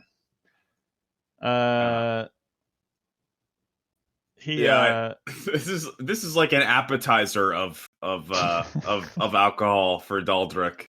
He calls one for of those food. like samplers. Yeah. A few of the farmers like try to pinch Tinkerella in inappropriate places, but she elegantly dances away from them. Do they have to like bend way over to try to do it? Because she is they like lean back in the chair. How tall are you? Well, tallest I can be She's is taller than me. 3 feet, I believe. That sounds about right. Yeah. Gnomes are pretty squat. Yeah. They're pretty short, but like real thin.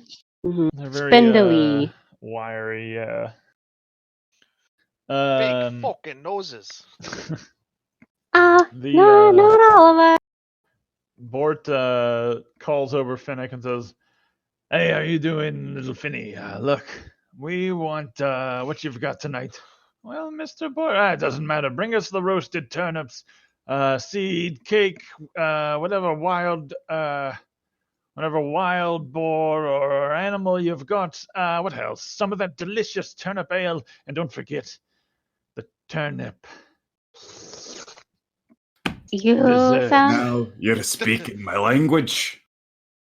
So are the turnips famous because they're good or because they're like gonna be really bad? Like available.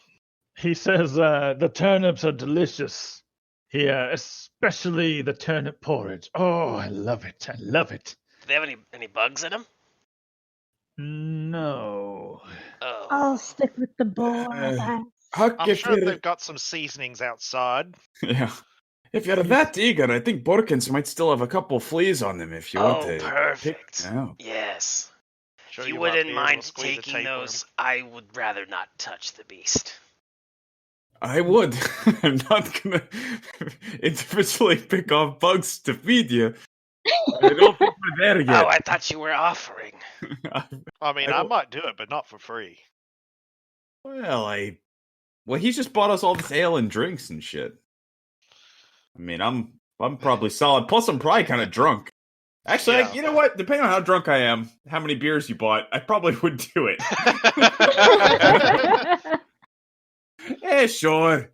You did help me out back there in the scraps. I'll start scratching off I thoroughly distracted him. little mites. Yeah. Just feed it to me like fucking grapes. Yeah.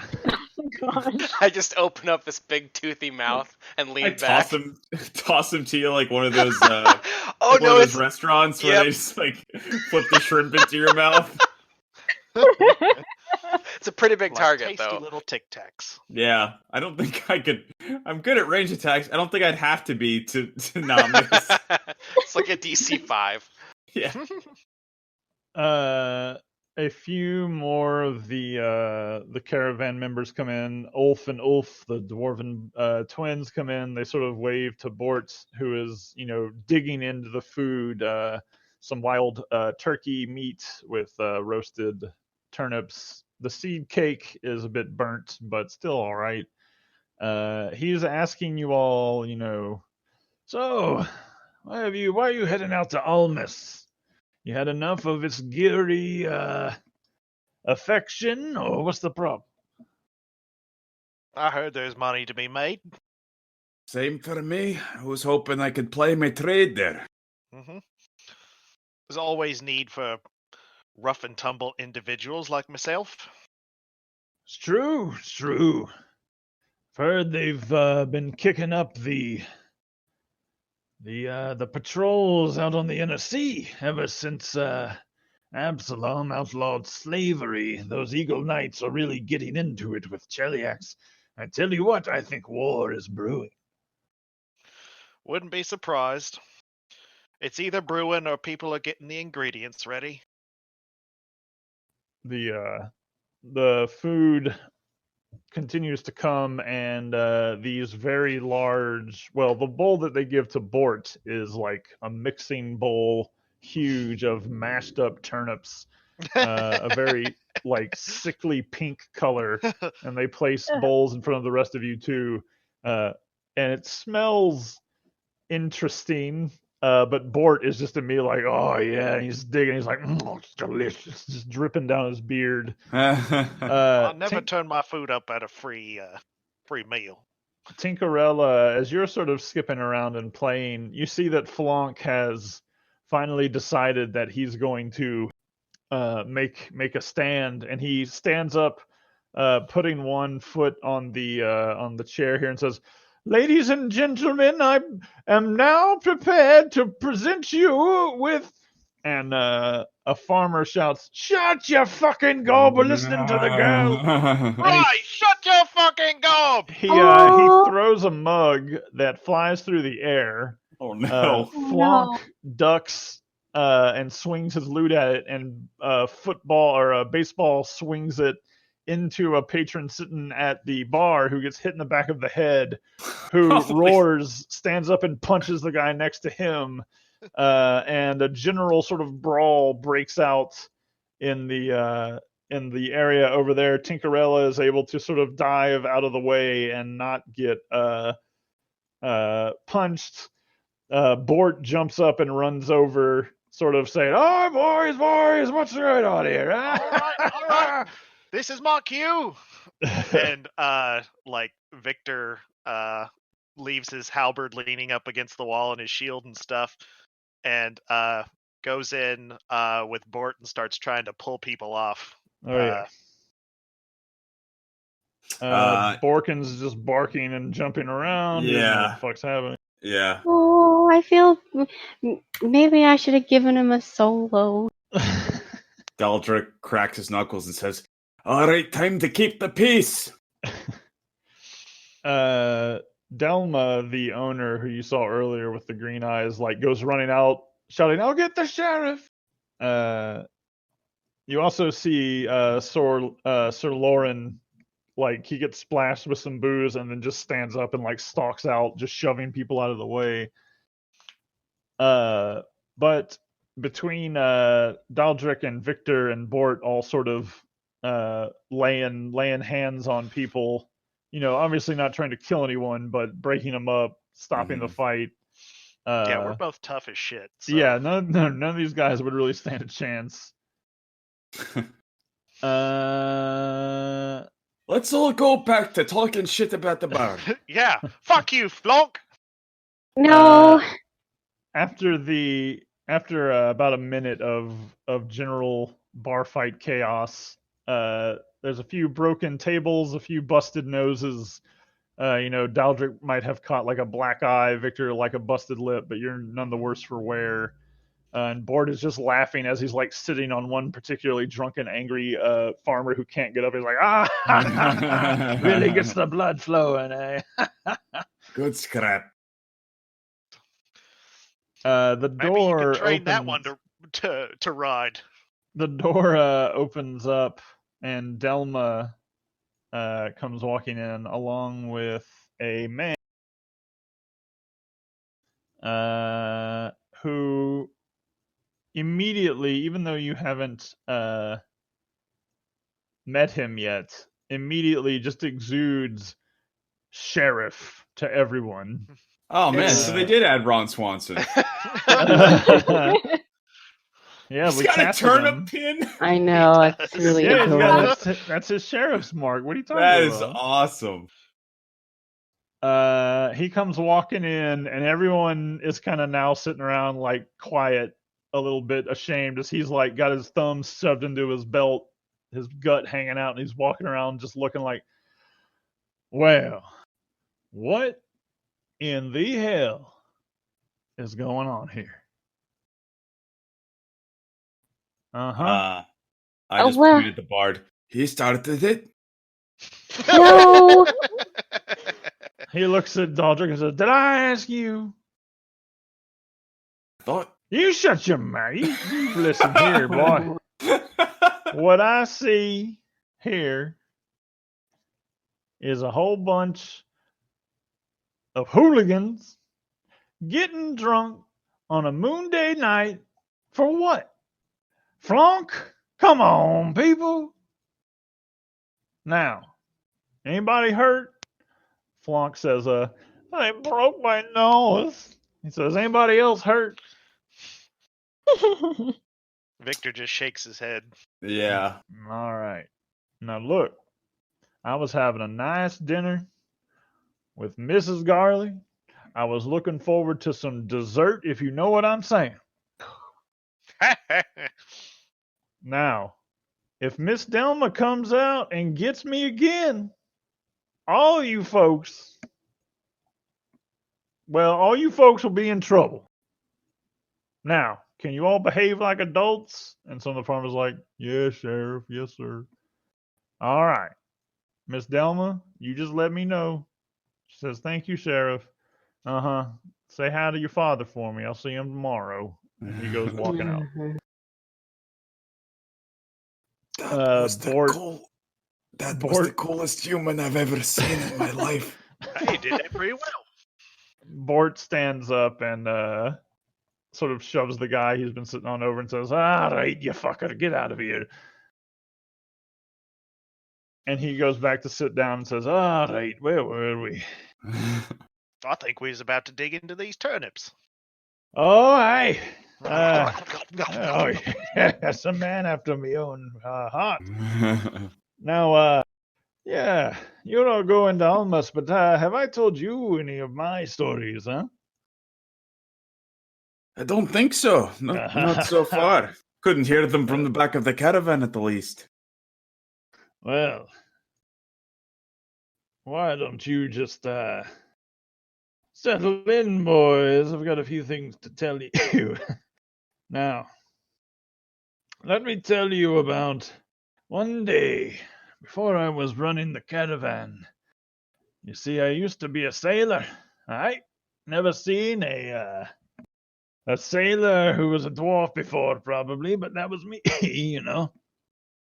Still got some salt water in your lungs, I see. Aye, well, it wasn't salt water, it was lake and Carth, and there was a mighty storm. Sea took me. I grabbed hold of one of me lock boxes, and I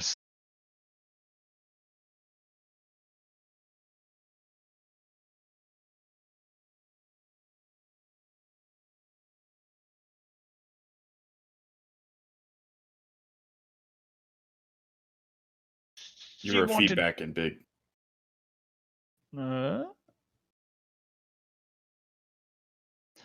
She wanted to judge me so, like they do, but she couldn't. Her hair was being tossed around by the winds of the storm that brought me, and I didn't want to be, rude to the old lady. So I dug through my lockbox and I found an old silver comb that I gave to her to comb her hair. She was so impressed by the gift. And as he's talking, you can see his face has been turning red. At first you thought it was from, beer and exertion, but now he's starting to have more and more difficulty speaking. And he sort of says, back to it. And he stumbles over, collapsing on the ground, and starts like shuddering, shaking back and forth. A violet froth forming in his then what happened? Can I check on him? And then what happened? It's a great story. Yeah, you can make a medicine check. Boy! Oh no! I'll assist, I guess. I'll assist Yeah. as well. Oh, sorry.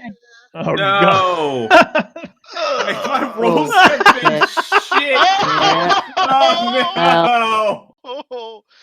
Well, Oh man. Heldakesh is just like, stop helping me!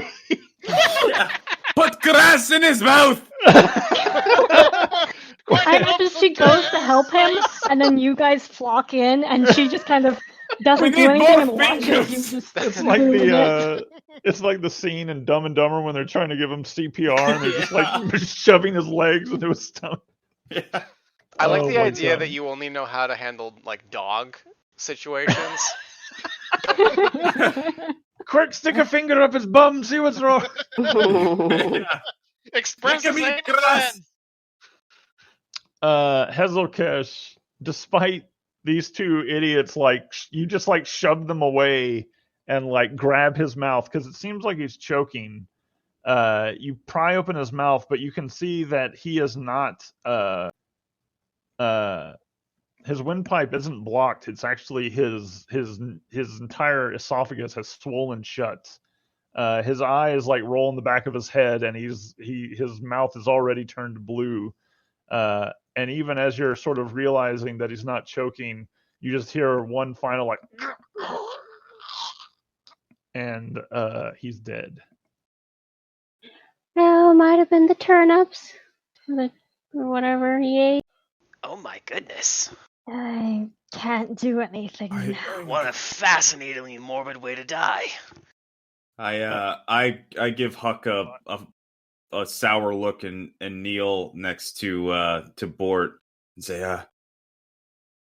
head on your way to Thorax Halls, friend. And I look up at my friends and say, what was it? Was that, did he just choke to death? Well, I sure hope it wasn't poison or the rest of us are screwed. A few of the townsfolk are starting to realize that something's going on and coming over and saying, oh my God, it's Bort! They got Mr. Bort! A few of them run outside. Who got him? Shouting. They start shouting, Sheriff Roth, get back! Come back, Sheriff! Uh-oh. Do you guys think we're gonna get blamed for this? Well, I tried to save him. I've only been with the handle the caravan about a turnips. week. Huck's like, look, real talk. I have a warrant out for my arrest for a totally nonviolent crime. I can't. It's like, well, I mean, Huck is a goblin. He's probably used to people just assuming, Look, we just got here. To get a bit hot. We were eating the same thing he was eating. Yeah, that makes it look worse, not better. Uh, No, it doesn't. How does it make it look worse? because we didn't die eating the same thing. Can I we make don't bring that up to the more sheriff. try and find like a cause? We ain't got no motivation. Did he eat out of anyone else's bowl, or is it just his? Well, none of us are dying. Well, yet, I guess. Let's check his food. And I'll I look could over be. and They call me Stone. Yeah, That's the definitely. reason. Eat some of his food and see if it's poisoned. That's not how I'd. Yeah. and I start looking through his food to see if there's anything out of the ordinary compared to like our bowls. Oh, it could be his silverware too. Maybe they laced it. Your craft is +7, right, Huck? Yes, sir. Looking at the bowl, you sort of look around, smell it, look at it, but nothing stands out to you as being unusual. But he has consumed the vast majority of the food, so there's not a whole lot left to look at. Right. As you're doing that, the door opens and Sheriff Rolf comes back in saying, "Now what the fuck? Oh, God. Bored." And he comes walking over and says, he kneels down and sort of feels for a pulse and says, he's dead. Yeah, Keeled over. one minute he was looking. telling us a story, and then he just started choking and rolling around on the floor, and I can't find anything wrong with his food, so I don't think he was like poisoned. He wasn't choking. Look at his throat. He's all swollen up. Sounds Rolf, like poison to me. Rolf pulls off his sort of overcoat and puts it over Bort's face and says, "Okay, all right. Everybody stay calm. We all need to be calm. Everybody be calm. All right. Download Miss False. Miss False, go and get my deputies. We're gonna need them. All you fellas. He's not just talking to you. He's talking to like the entire tavern. Everybody, head out. Everybody, come out here." And he sort of steps out into the street so that everyone can kind of file out and stand along the side of the feed mill. He says, "Now what I need to do is I need to ask some questions. Need to get to the bottom of this. Now nobody go doing anything foolish like running away now, all right?" And you do notice that he has like one hand on the short sword that is hanging at his hip, nervously, but he seems a little worried. He says, "Now, yeah. Everyone just stay calm and let's work this out." And a few moments later, a few of his deputies come over and he starts to question people, and we will find out what his questions are next time.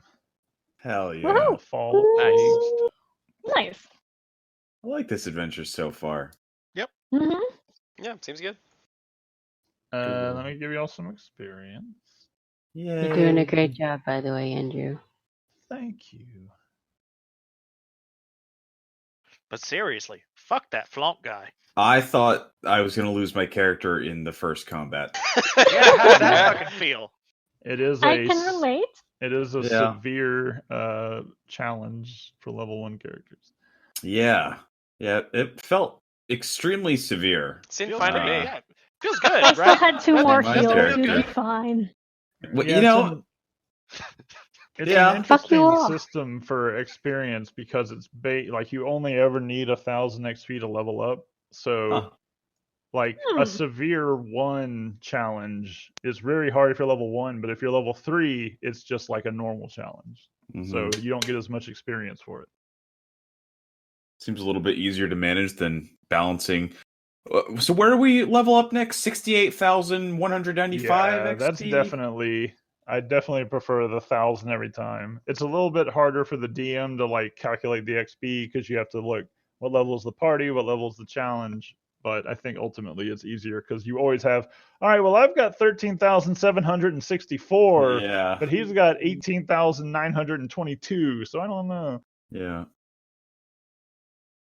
All right. Each of you gain 150 experience points. Oh, Nice.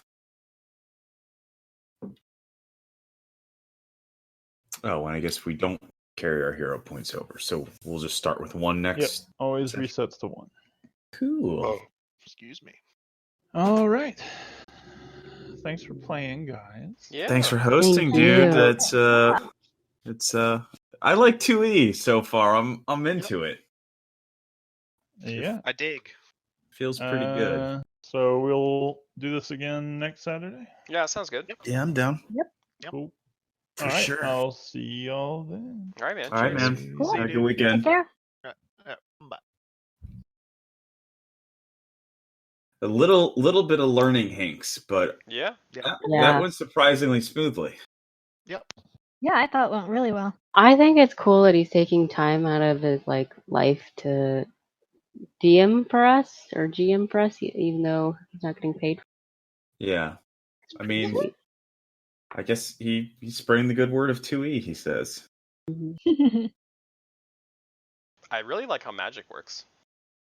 Yeah. Right? It's so the reason that one of the reasons that I started getting into this system is because you pretty quickly recognize that there are so many more choices to make. Like you have so many more options as opposed to walk up and cast the spell. It's Yeah. the 3 action system is cool, It's man. incredible. It's all right, what kind of this spell am I going to cast? Am I going to do the 1 action, 2 action, 3 action? It's a lot more dynamic. Mhm. Yeah, I really liked that variant with the spells and the usage, and yeah, that was really fun. And I look forward to more of that. Oh yeah. Especially because they scale. I have to get my equipment figured out still, but luckily I'm a wizard, so I can just keep casting spells and nobody's the wiser. Yeah. Picking up You don't need rocks and equipment. chucking them. As long as we can roll above an 8. I was rolling dog shit, man. Yeah. I couldn't believe how I crit twice on telekinetic object. That's very good. That was a very necessary one because Daldrak got attacked again. I do not think it would have gone that great. It's kind of crazy though that telekinetic object is a cantrip, and I was dealing 30 damage on a crit. Yeah, I know. This is why I want Divine Lance, because it does really well. Yeah. Well, this is just an intro to the system. Mm-hmm.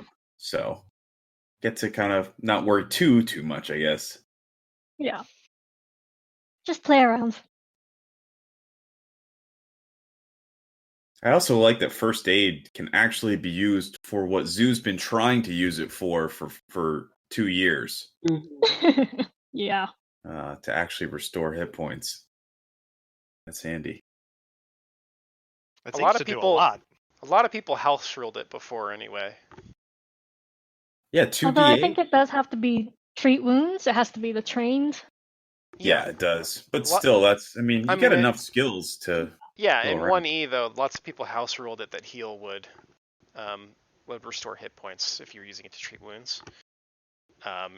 Especially if the party didn't have a legitimate healer, then that house rule was pretty common. Yeah. I mean, I think the way that it functions makes sense. You can get healed for a certain amount per hour. Mm-hmm. It's not really going to help you out in combat that much, I guess, unless you have some special ability at higher level that guy has, where he could just constantly sit back and keep slapping bandages on a frontliner. Yeah, because right now, even with the feat, I can only do it once a day. Yeah.